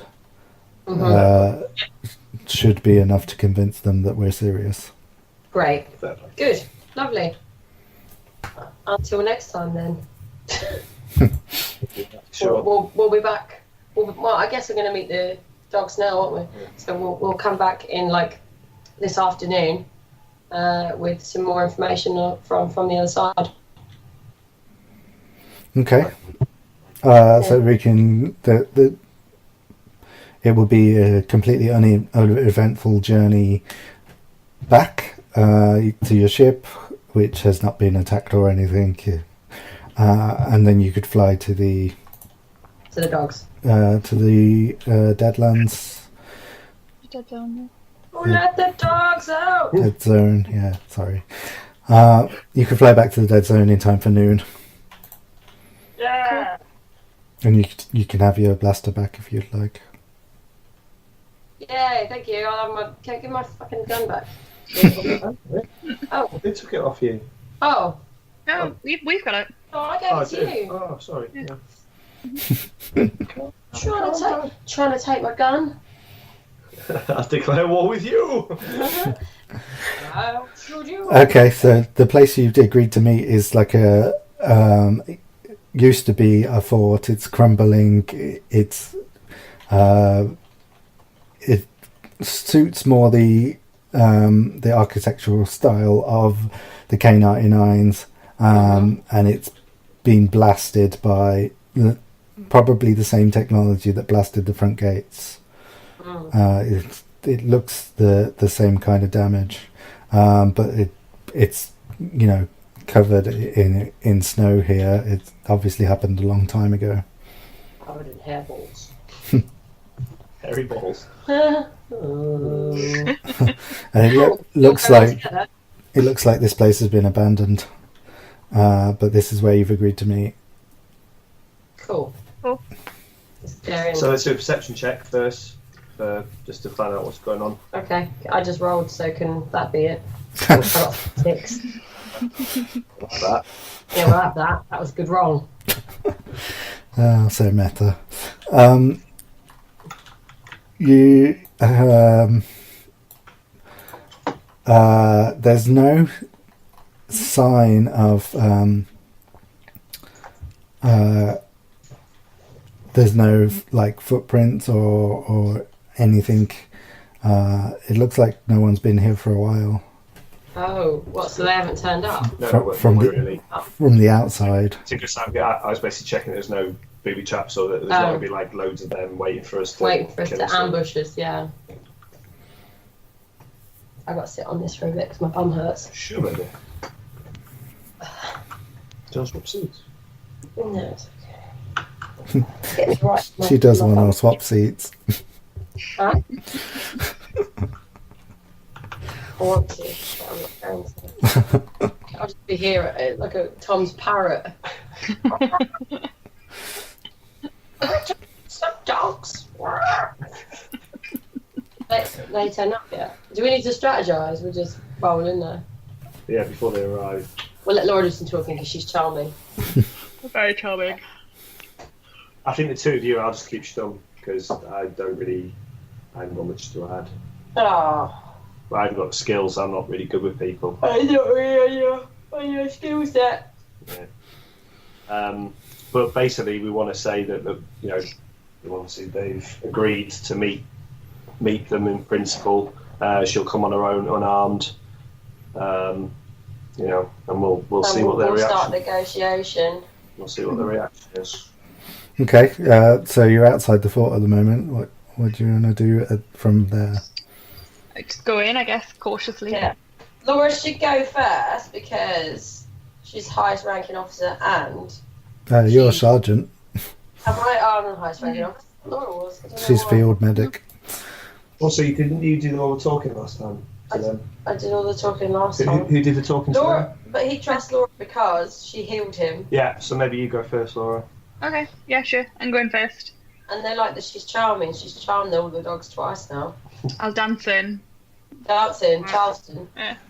Conga. Yep. Conga in there. Hey. Okay, when you walk through the entrance, there's no door anymore, but there's still the place where a door would have been. Mm-hmm. You see two K99s in the middle of a room. The one that we know, or? One of them is Bernier. Okay. Cool. Can I say what's it, bro? You can say that.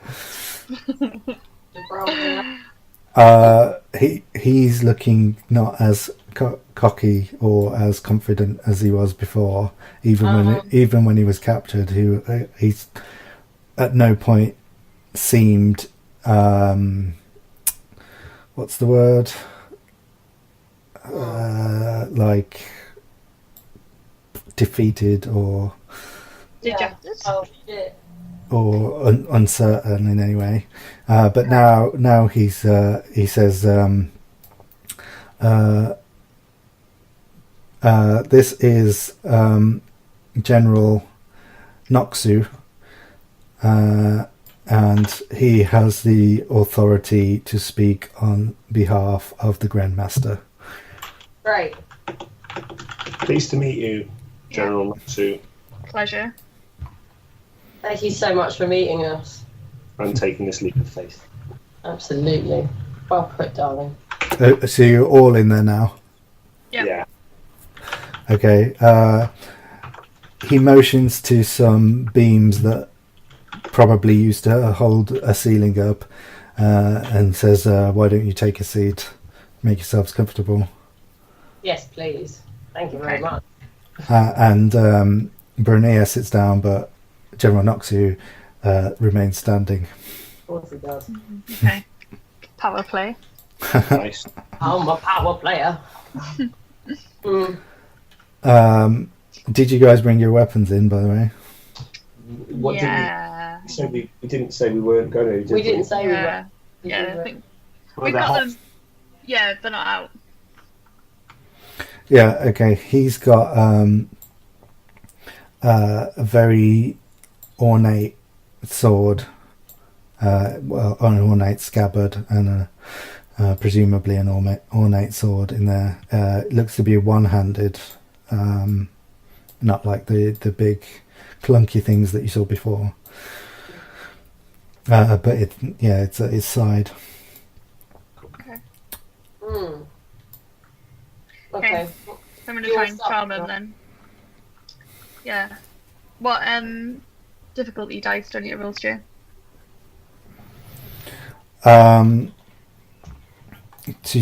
What depends. What are you actually saying? Basically just gonna explain that we want to bring peace. Just gonna reiterate what we've already told the other dog, that we want peace, that we've spoken to the cats and they would like the same thing. We're gonna arrange to put them together for treaty talks, and that we want peace for the planet, basically. And that we've met with the head representing the cats, and that she's agreed to meet on neutral ground to unarmed. Unarmed to show of good faith, that to engage in discussions or negotiations. We're happy to ensure the safety of both participants from both sides. He says, I'll cut to the chase. Apparently that's a phrase that they use there as well. He says,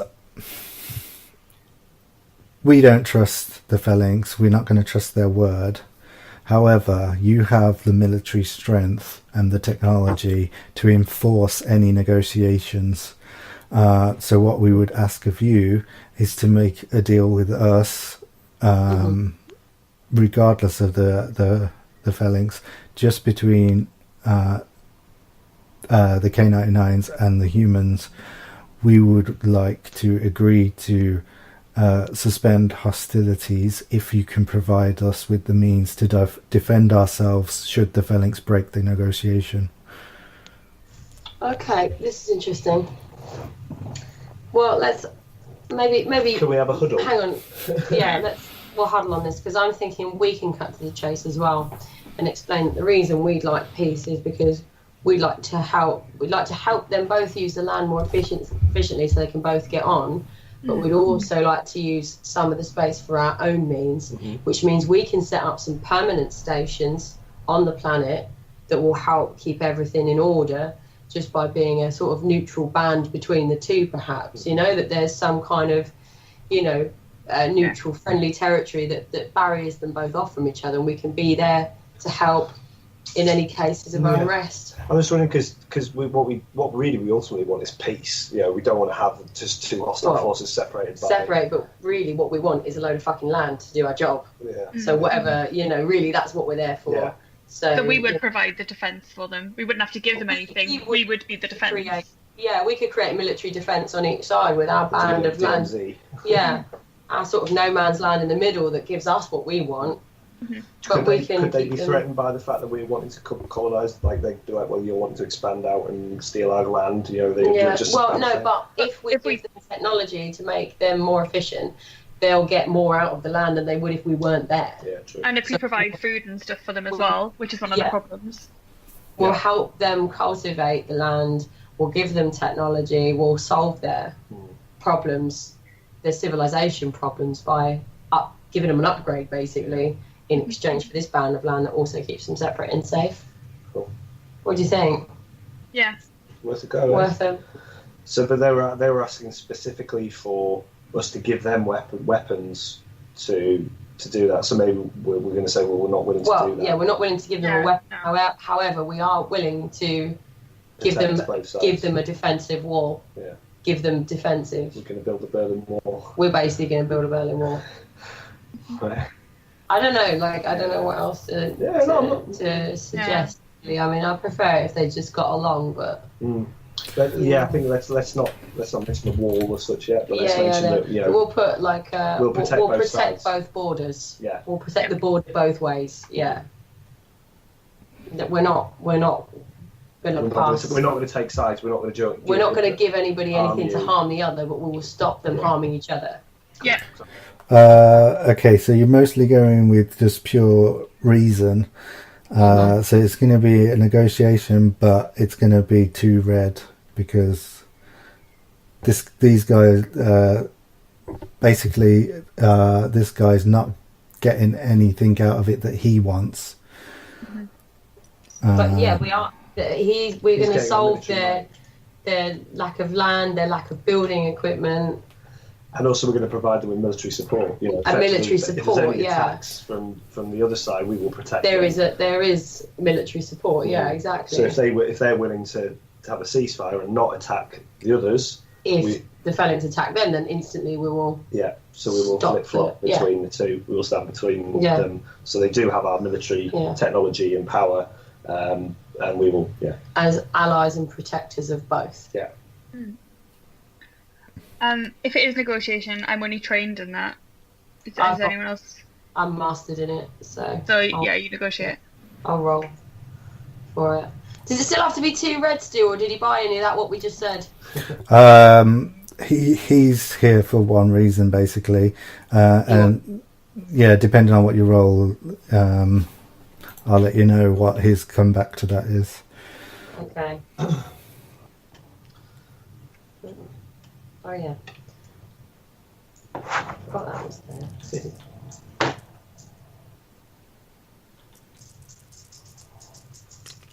roll them. Oh, You're going to roll those again? I'll roll the other two again, I guess. I'll roll them all again. Oh, I wonder why. Alright. Well, I don't have to. I can just roll these two.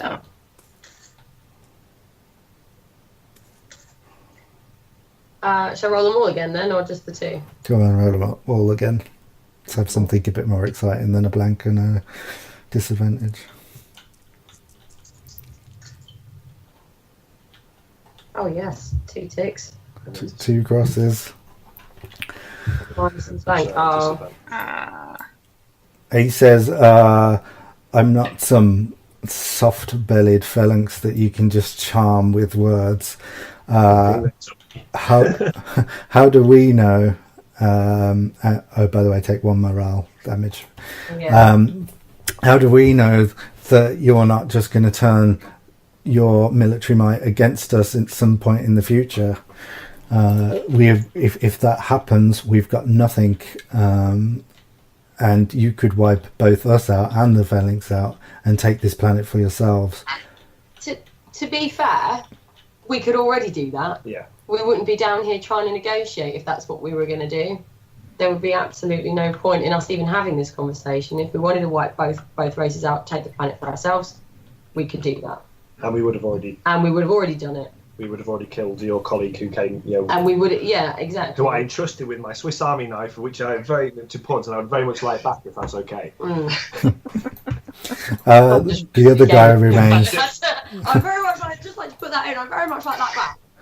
The other guy remains silent, and the general says, at the moment, we've got the numbers. We've fought against a race with superior technology before, and we have been doing so for the last 16 years. And with our numbers, we know that we will eventually win this war, and that's what they're afraid of, and that's why they want to negotiate. Yeah, well, they're not gonna win the war if we side with the Phalanx, though. And how many lives will be lost in that? In that process, yeah. I mean, we can stop the killing. We can stop the hatred. Mm-hmm. And surely peace is a better way for everybody. But if you would prefer to be warlike, fine by me. What? What? He says that we're not asking for the tools to wage war. We're asking for the tools to defend ourselves. Surely someone like yourself has the technology to provide us with installations in our cities that could defend us. Absolutely. Yeah, we have no problem with providing defensive measures to help in any further conflict. Although we ensure that with our presence we can mediate any further conflict. But as an insurance policy, of course, why not? Have plenty. Defensive though, yeah, no weapons, just. He says, I believe we have something that we can negotiate on then, but it would have to be able to defend us from yourselves should you turn on us in the future. Okay. This is something we can discuss in negotiation, isn't it? Like how we decide all 3 parties to get along. It's something we can talk about.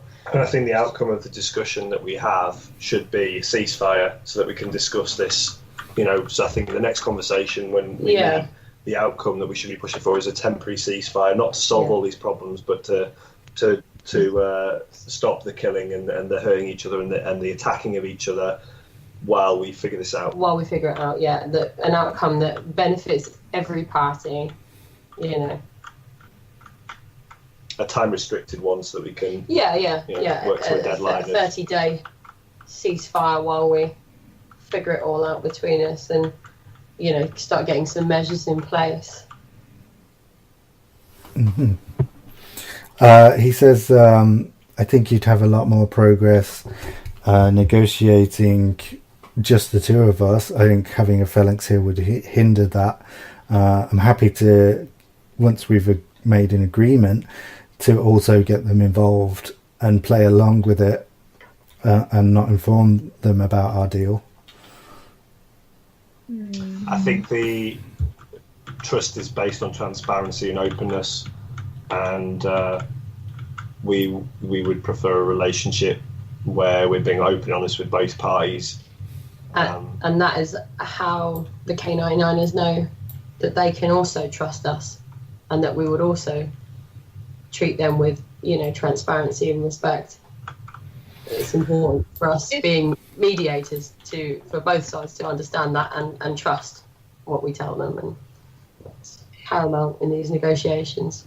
Is it worth Tom using your fate token now, or do you want to save it until the meeting between the dogs and the cats? That's a good point, actually. Big negotiation. Yeah, maybe I'll save it for because they've agreed to effectively to have a discuss. Well, we haven't heard the response to what we just asked, but because we would ideally like them to meet, because we want to make sure that communication is open and they're not misconstrued.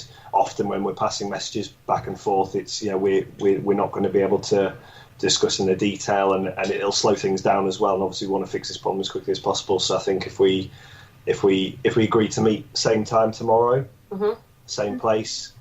We will, the two of you, if you could come as you are, happy for you to retain your swords. We'll retain our arms, but the feelings will be unarmed, and we will obviously, if there's any threat on their life, we will protect them. But also, obviously, if they were for any reason to attack you, we will protect you also.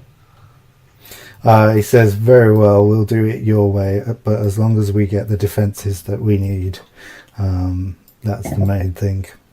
Sure, let's discuss them next time. Yeah. Okay. Yeah, I think we're happy.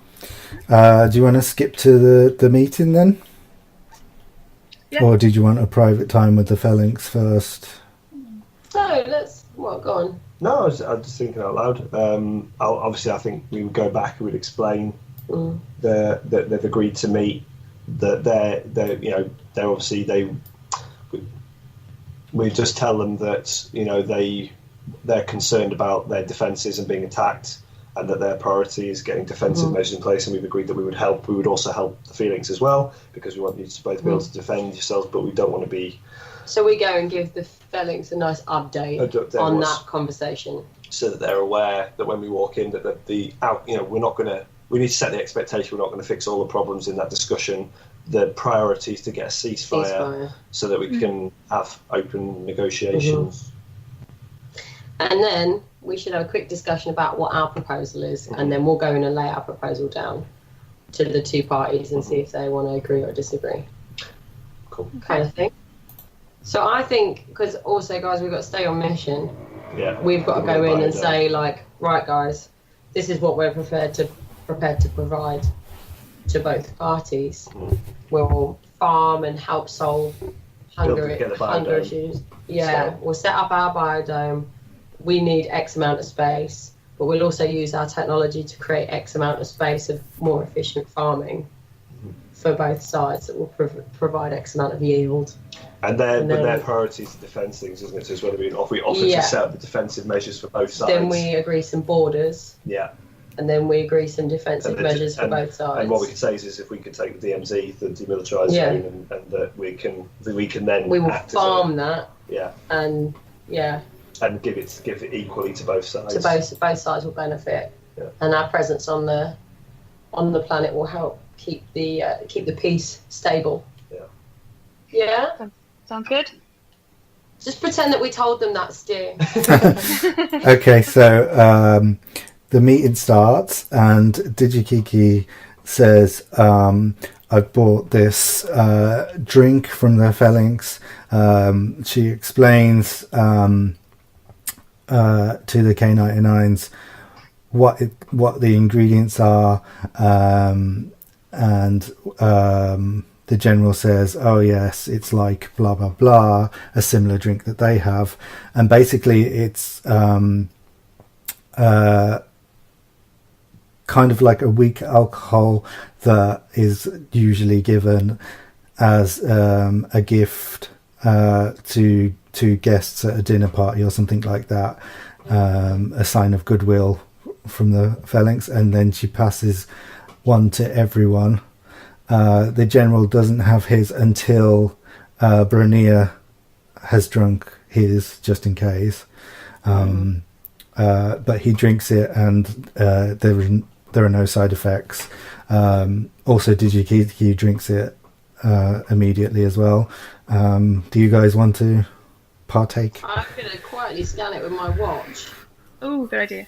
And just make sure it's safe for humans. Safe for human consumption. Yeah, so we don't want to say it's poisonous, but we want to make sure it's going to be okay for our metabolisms and soluble upstairs. I'm just going to subtly do it and not tell them. Okay, cool. I'm just going to quietly scan it. Yeah, focaccia. Okay, well, the watch reports directly to your ear. And it's mostly water, specifically melted snow. Not yellow snow. Not yellow snow, but it's got a couple of ground plant life from the planet. Your watch predicts that it might have. It will most likely make you feel in a better mood, make you slightly more agreeable, and there's a very small chance of possible hallucinogenic properties. Sweet, let's get smashed. Chin. Great.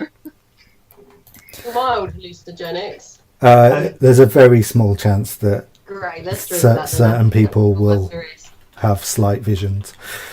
Okay.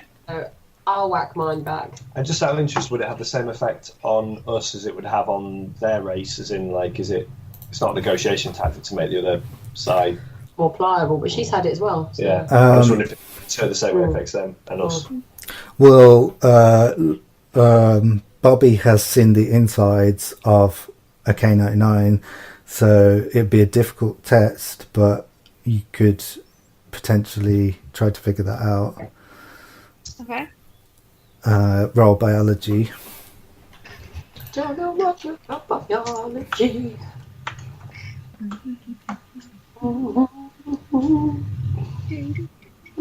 Whoa, 3 yellow. You're master, is it?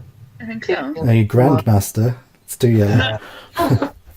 Grandmaster Jam.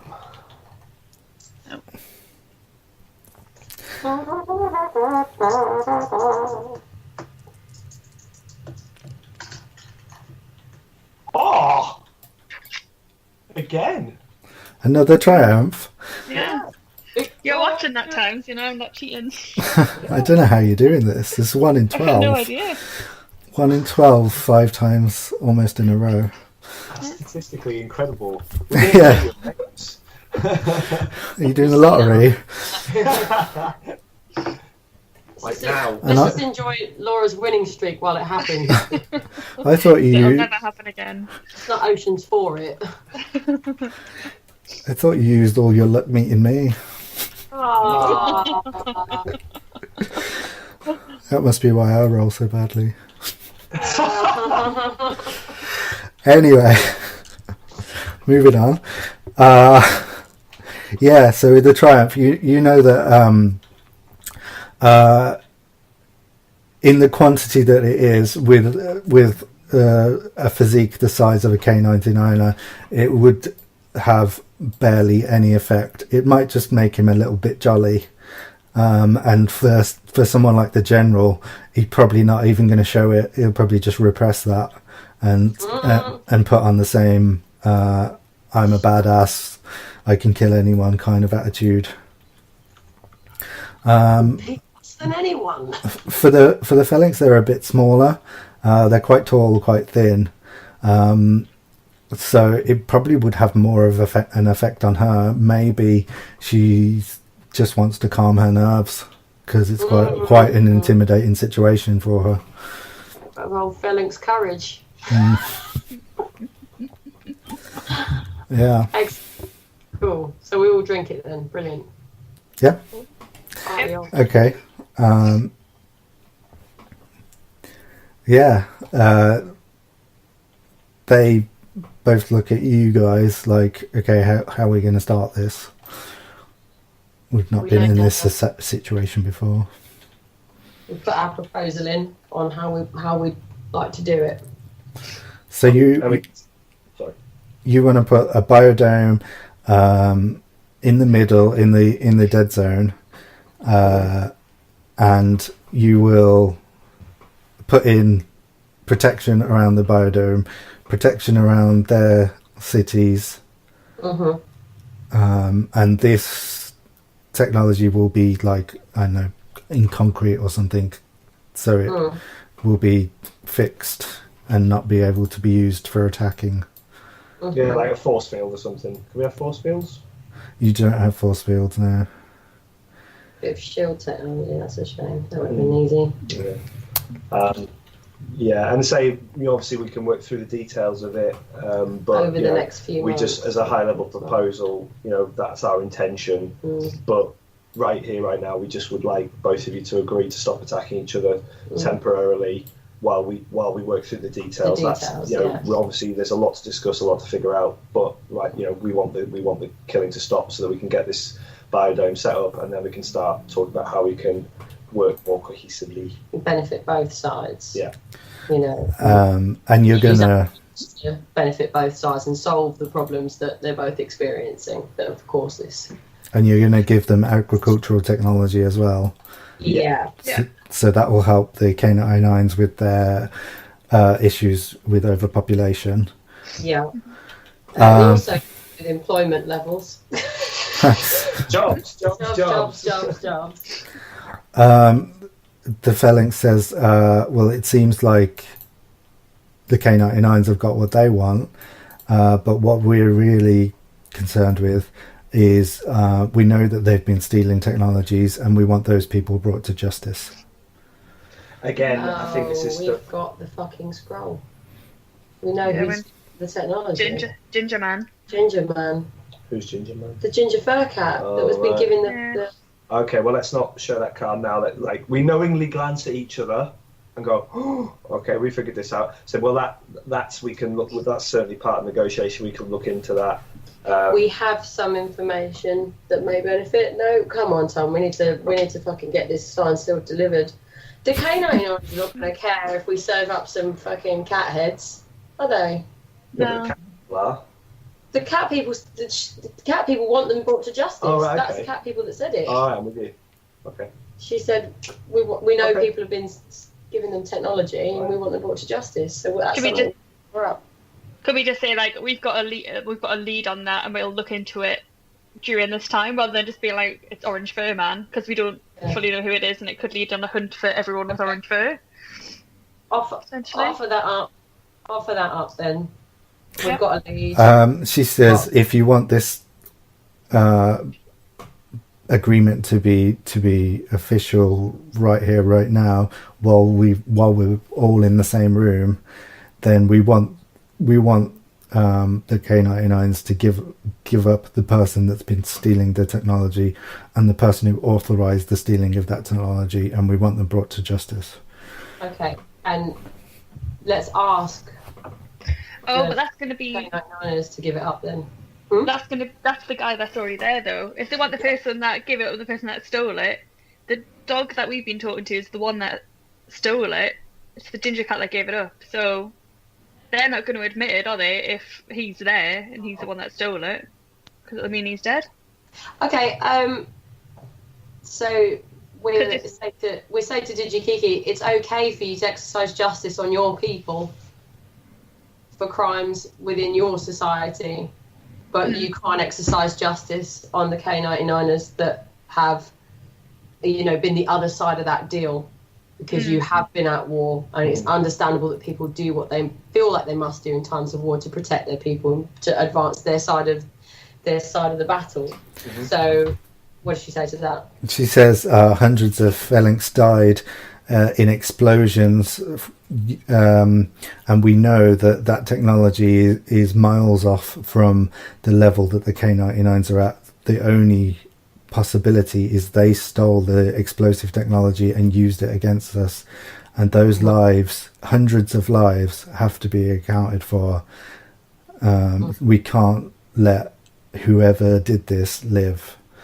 If the technology was given over as part of an exchange, then they can exercise justice on their side. So she thinks the technology has just been stolen, but actually we know it's been given over. Is it worth? Is this a good fate token time? Okay. Shall I? What do you want to achieve with the fate token? What is your goal? So The goal is really we want them to accept that you don't. if we flip the fate token, maybe Brunner will come forward and explain, and maybe she'll pardon. She'll allow his life. Yeah. Yeah. If your goal is that he comes forward and gives up the information that he knows, then yeah. Yeah. Okay. Yay! Oh my god, let's flip these then. Smiley, explosion. Oh, you avoided them. So Bernier comes forward. Wow, I thought you said you were bad luck. He comes forward and says, I'm sorry, General, I've stayed quiet for long enough. He says, there's a traitor in your ranks, speaking to the phalanx. He was smuggling out the explosives to me. And she doesn't believe him at all. And then he says, they've got a note, basically. They've got the communication from him. And he's like, show her. And we'll say, look, we're sorry we didn't give this to you straight away, but we wanted to investigate it and ensure that it was valid. We'd like to work with you to... Mm-hmm. Yeah, it's Alexa. We'd like to work with you to check the validity. Oh, sorry, our Alexa's talking to itself. I said it again. We said it again. She's talking to a ghost. She keeps doing it. Tom Petty lives in California. Shut up, Alexa. Nobody wants to know about Tom Petty. So yes, basically we just want to apologise and say, look, we're sorry we kept this from you, but we wanted to check it with you separately. We didn't know that this was going to be a deal breaker. So apologies, but we were trying to do what was best. And you show her the document. Yeah. She says, well, I recognise the name, but there's no way. This must be a plant. And she goes quiet for a bit, and she's looking quite pensive. And then she says, if this is true, and this person is brought to justice, and you hold up your end of the bargain with the promises that you've made, then I think we could reach an agreement. But we need to find out if this is true. Of course. So I would ask you to put the discussions on hold and take me to this person. I know where he resides. Lovely. Can we agree a ceasefire from both parties before we disband? Just we've both shown willing. You've both shown willing. We've all come here today and illustrated our willingness for peace and to compromise. And in that vein, we'd like you to agree. We think we're very close to resolving the issues and coming with a wonderful agreement. So, let's end the killing now. The general says, while I'm here, no attacks will take place without my authorization. He says, I will wait here until the end of the day and come back and let me know your findings. That sounds fair. Sure. Right. Yeah, lovely. So she directs you to this guy's residence. You can land the ship outside if you want, or wherever. Yeah, sure. Okay. It's quite a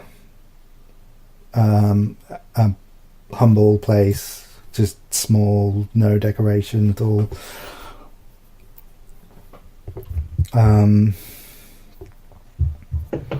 Yeah, what would you like to do? You're outside. Should we roll a perception on the...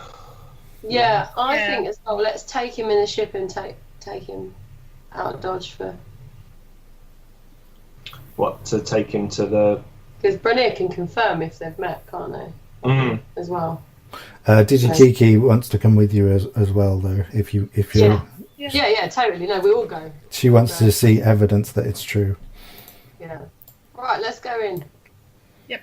You want to check perception on it? I think we just go in. Sure. It's just if this is the sort of person that's going to be stealing plans and selling them, there might be booby traps. Go on then. Yeah. Well, you might be able to spot some stuff as well that proves that he's done it. Yeah. Okay. Yeah, So, perception. Overall perception and insight and stuff like that. which one's a perception one? It's it should be a yellow and a green. If you're trained in it, it's yellow and green. Yeah, I think all three of us are.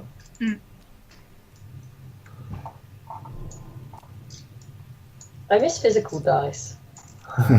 We could get some dice with phone, but Oh, I think I did well. perception green and yellow. 2 and 2. You rolling, Laura? Oh, I didn't know. Yeah, I think It's up to you if you 3 and 2, 3 and 1. Sorry.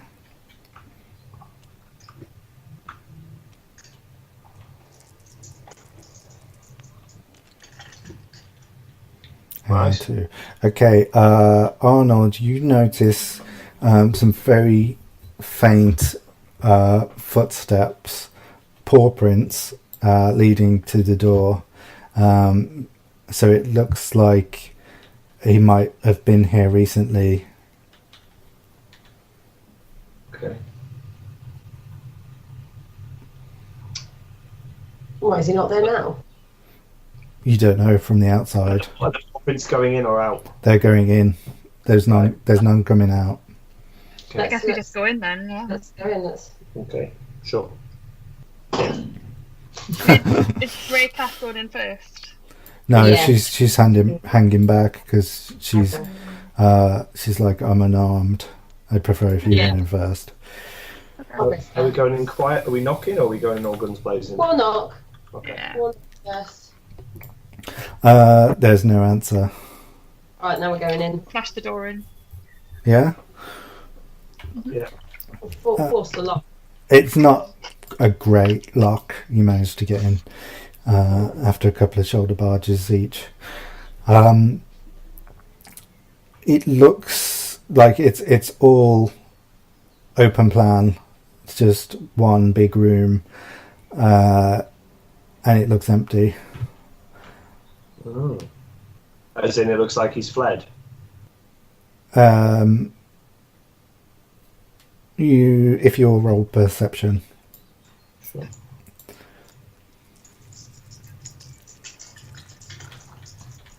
I got 2 ticks. I got a 1. Got a tick and an advantage.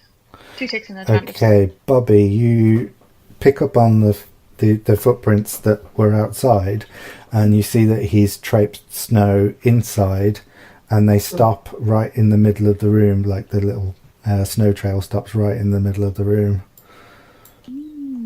Oh, we look up. Yeah, look up. Nothing. From the outside as well, there didn't seem to be anything above as you flew in. So it's like a Look secret down passage. then. Yeah. Can we examine the floor to see if there's any? Secret bunker. Yeah. If you'll roll again for perception, real quick. Someone will find it. Just whoever rolls highest is the one that Cool. finds it. I've got I two. take it a plus. I've got 2 ticks. Got a tick and 3 crosses. Tick and 3 crosses is 3, 4, 5, 6. And what was that? A tick and a... Blank. Okay, you both got 6. And Kelly got 4. So you two both happen to bump into 2 different corners of this secret hatch at the same time. basically some of the sandstone is loose, and then you brush your finger along, and there's a gap, and you can get your fingers underneath and lift it up. It's quite heavy, but you manage with the two of you to lift up this sandstone tile. Okay. And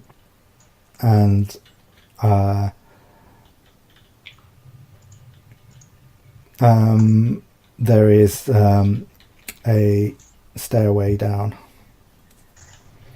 Is it lit?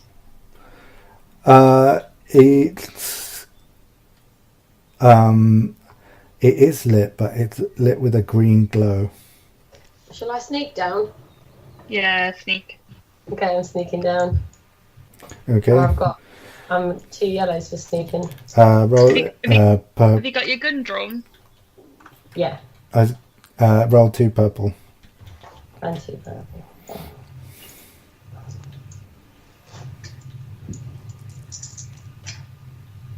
Yeah, so you sneak, you can gain that morale back as well if you want. Hey. At the bottom, you see there are cages with small K99s caged up. Oh, puppies. Puppies, yeah.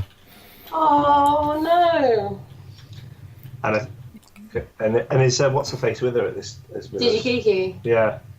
You've snuck away from the other 3 who are all at the top of the stairs. Oh, is that what they've been trading? Did you give them puppies for weapons? Oh, weird. Paedophile ring. Really weird. That's no bestiality. Interspecies bestiality paedophile ring. Not all of these puppies are breathing. Oh.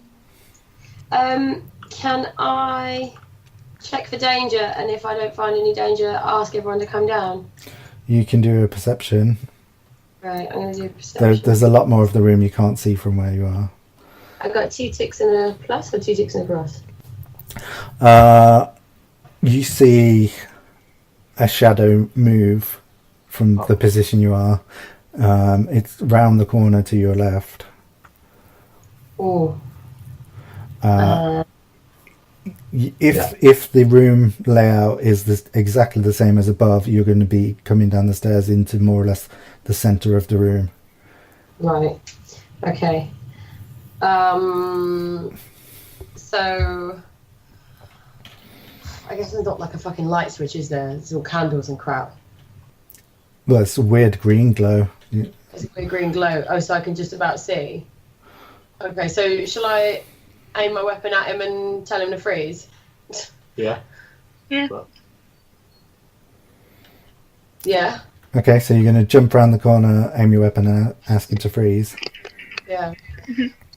That's what I'm going to do. Okay, so as you jump around the corner, you see a phalanx with orange fur. Mm-hmm. And he's in front of a table with a load of what you presume to be chemistry equipment. Oh. There's a small controlled fire on the table, and then either side of this table there are cages with small phalanx in, and not all of those are breathing either. Oh God.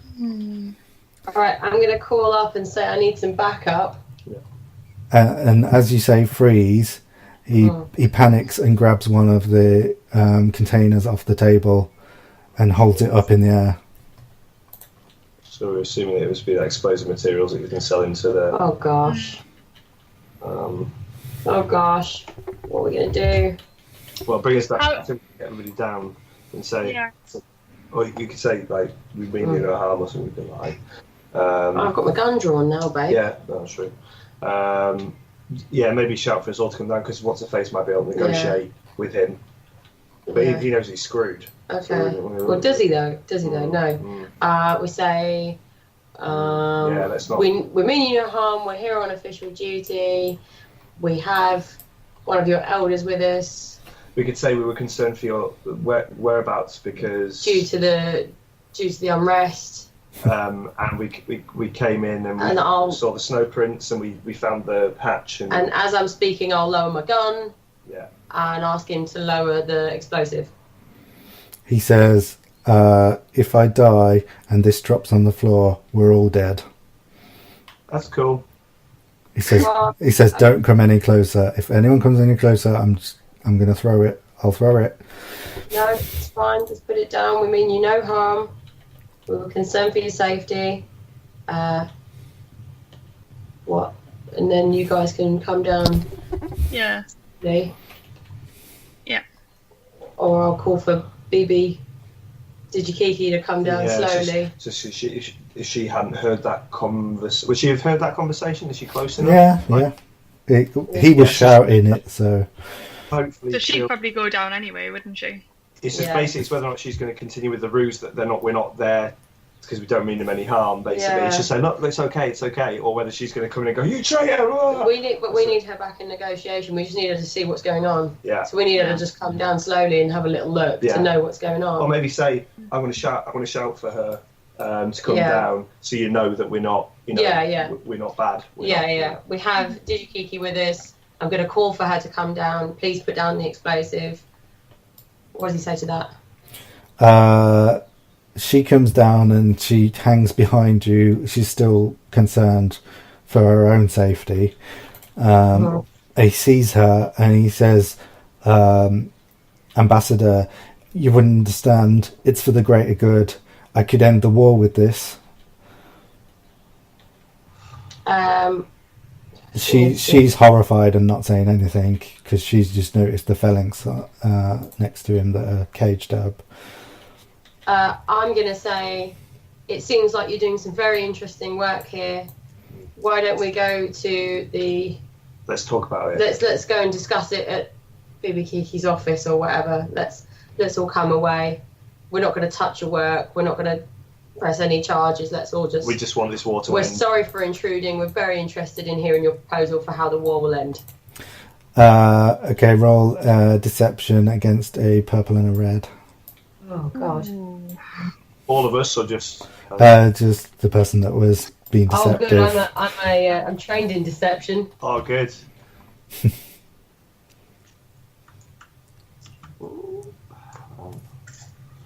This could go very wrong. Cross your fingers for me, guys. Yeah, we succeed with an advantage. Woo! Nice. You could give a blue dice to the next person that rolls against this guy. Right. He says, "Yeah, you guys know what has to be done. I'm sure you've had things like this on your planet.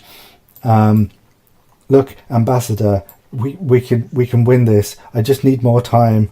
I'm close. We can kill them all." What did she say? Stop being rude, Kelly. Close. Carry on up your D&D here. Oh my God.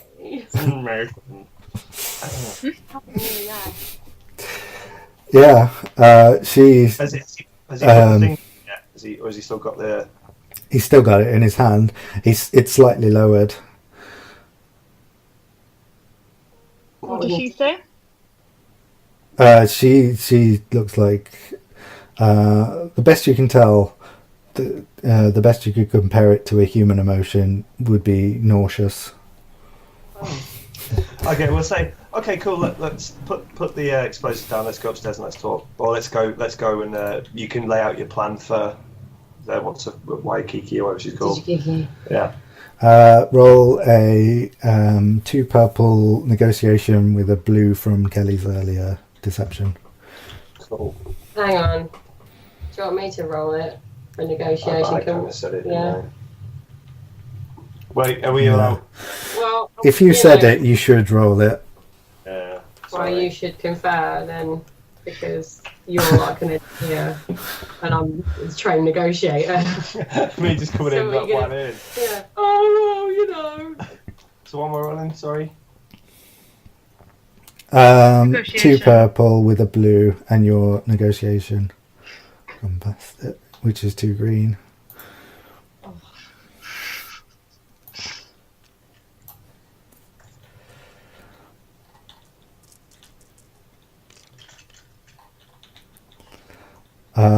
That is a success with a disadvantage, so you're a bit stressed.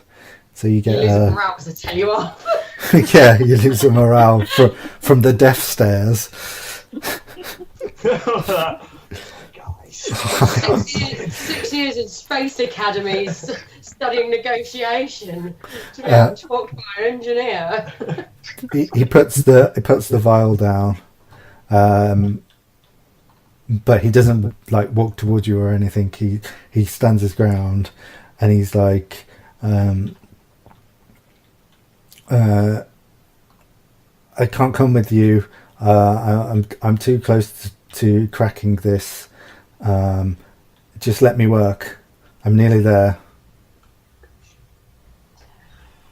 I think we should shoot him. We should just shoot him. I think we should shoot him. Depends what his fucking HP is. We're going to start having a fight What, with stun him. him?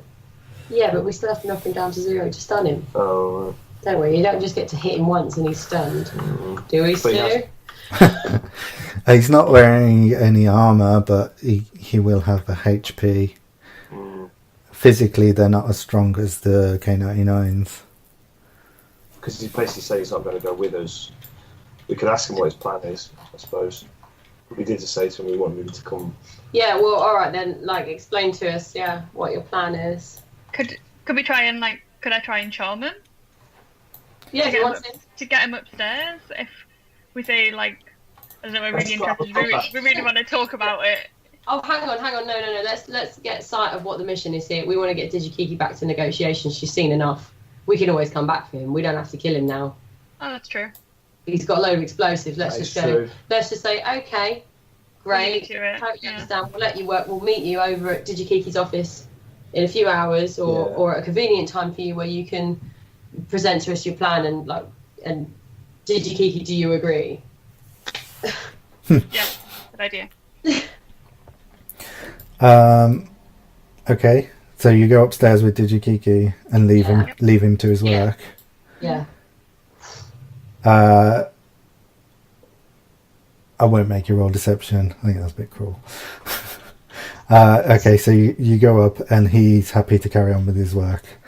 And then when you get upstairs, she does it like a big exhale, and she says, the deal was that the person who's responsible for this is brought to justice. I need you to kill him. Okay, we'll go back down and kill him then. Just gonna shoot him. Yeah, we'll go back down and kill him. We'll say, no problem. Do you want to wait for us to kill him, or are you happy to go off for negotiation? Can we send her off somewhere safe? She says, I'll wait for you. It'll be quicker in your ship. Okay, cool. Right. Do we need permission to? Because we're about to execute somebody. I'm happy to fucking kill him. Yeah. I'm straight up happy to kill him. Because he's just said he's annihilate the whole race. He has put. Yeah, definitely. He's and we have. And we are bang on our mission now. We're about to negotiate exactly what we want. So let's just kill him. Okay, who wants to do it? Yeah. Who's the best at murder? I'll point out. Who's got best at murder? I'll point out the last thing you saw. He turned around and carried on with his work. So he's got explosives again. Yeah. So he's got his back to you. Okay. Oh, so we could shoot him in the back. Kelly, could you stealth back down and shoot him? I'll try and stealth back in and shoot him. Okay. Yeah. If you can get within melee range, you can execute him. It's going to be a roll for the stairs and then 2 rolls in the room. Okay. I give you a blue dice because he's occupied in his work, and it's going to be against a purple and a red.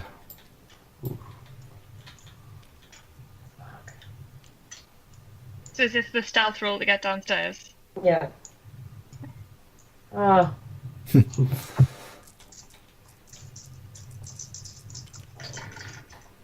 Oh, I was so close. Oh, Oh no! Oh, disaster. Oh, fuck. He hears you coming down. He panics.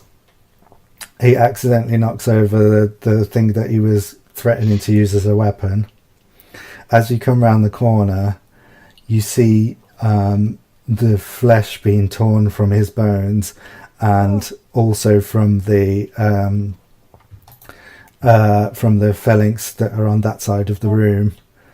Oh no. And the K99s on your side of the room start going crazy. Mm-hmm.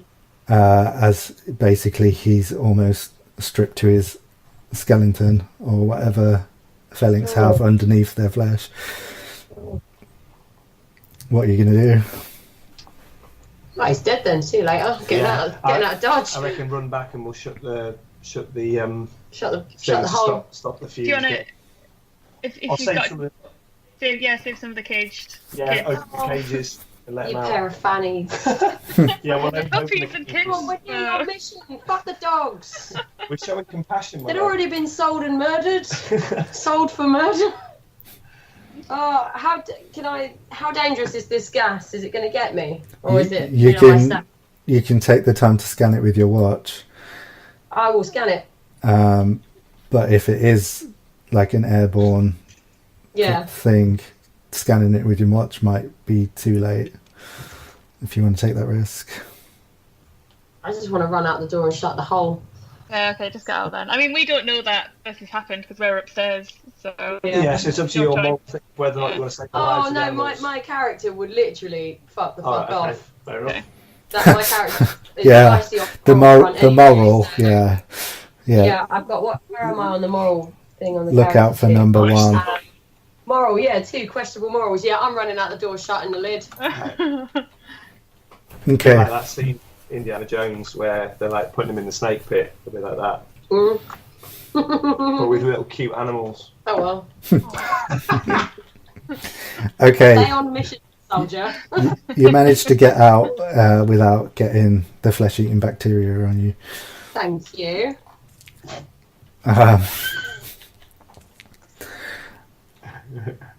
Yeah, Dead. he. Well, yeah, he's definitely dead. But Digikiki says to you, "Is it done?" It's done. And then she's like, "Well, why did you close the hatch? I wanna see that it's done." He's being eaten alive by what seems to be some kind of flesh-eating bacteria. So I think the best thing we can do is seal the hole, seal him in there, or seal it in there. If we open it up again, we're risking letting it loose into the town. And killing more. And this is the weapon he was working on. He literally dropped it. He just told us, yeah. Yeah. The thing he had in his hand, he dropped as I went down there. I've managed to escape with my life. Well, I think if we open the door, it'll risk letting it out. And killing all your people. What does she say?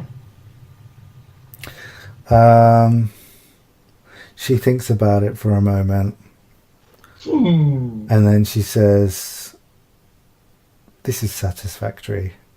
Hey! Great news. Can't believe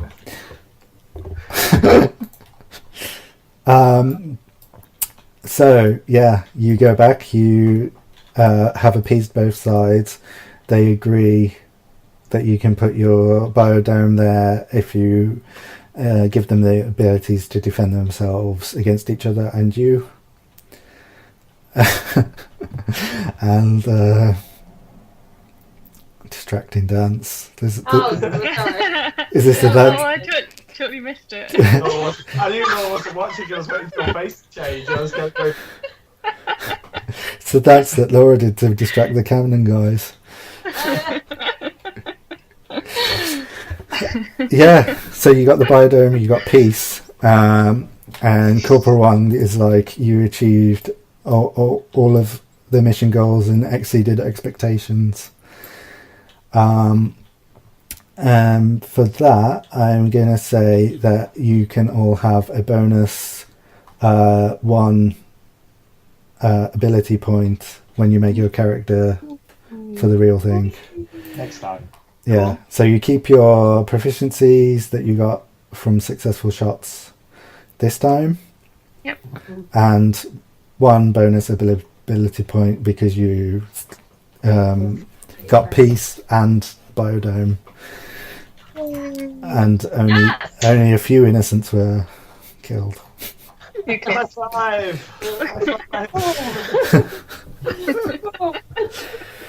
Yes! I nailed it. And then we come out of the simulation and I'm like, as if it was all a dream. Tom comes out and he's like, right, Dibley!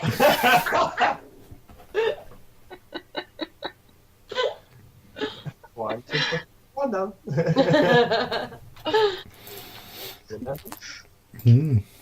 That was great fun. Yeah, it was awesome. Cool. I will end the stream there then. Yeah, thumbs up if we put it on YouTube. Thank you for watching.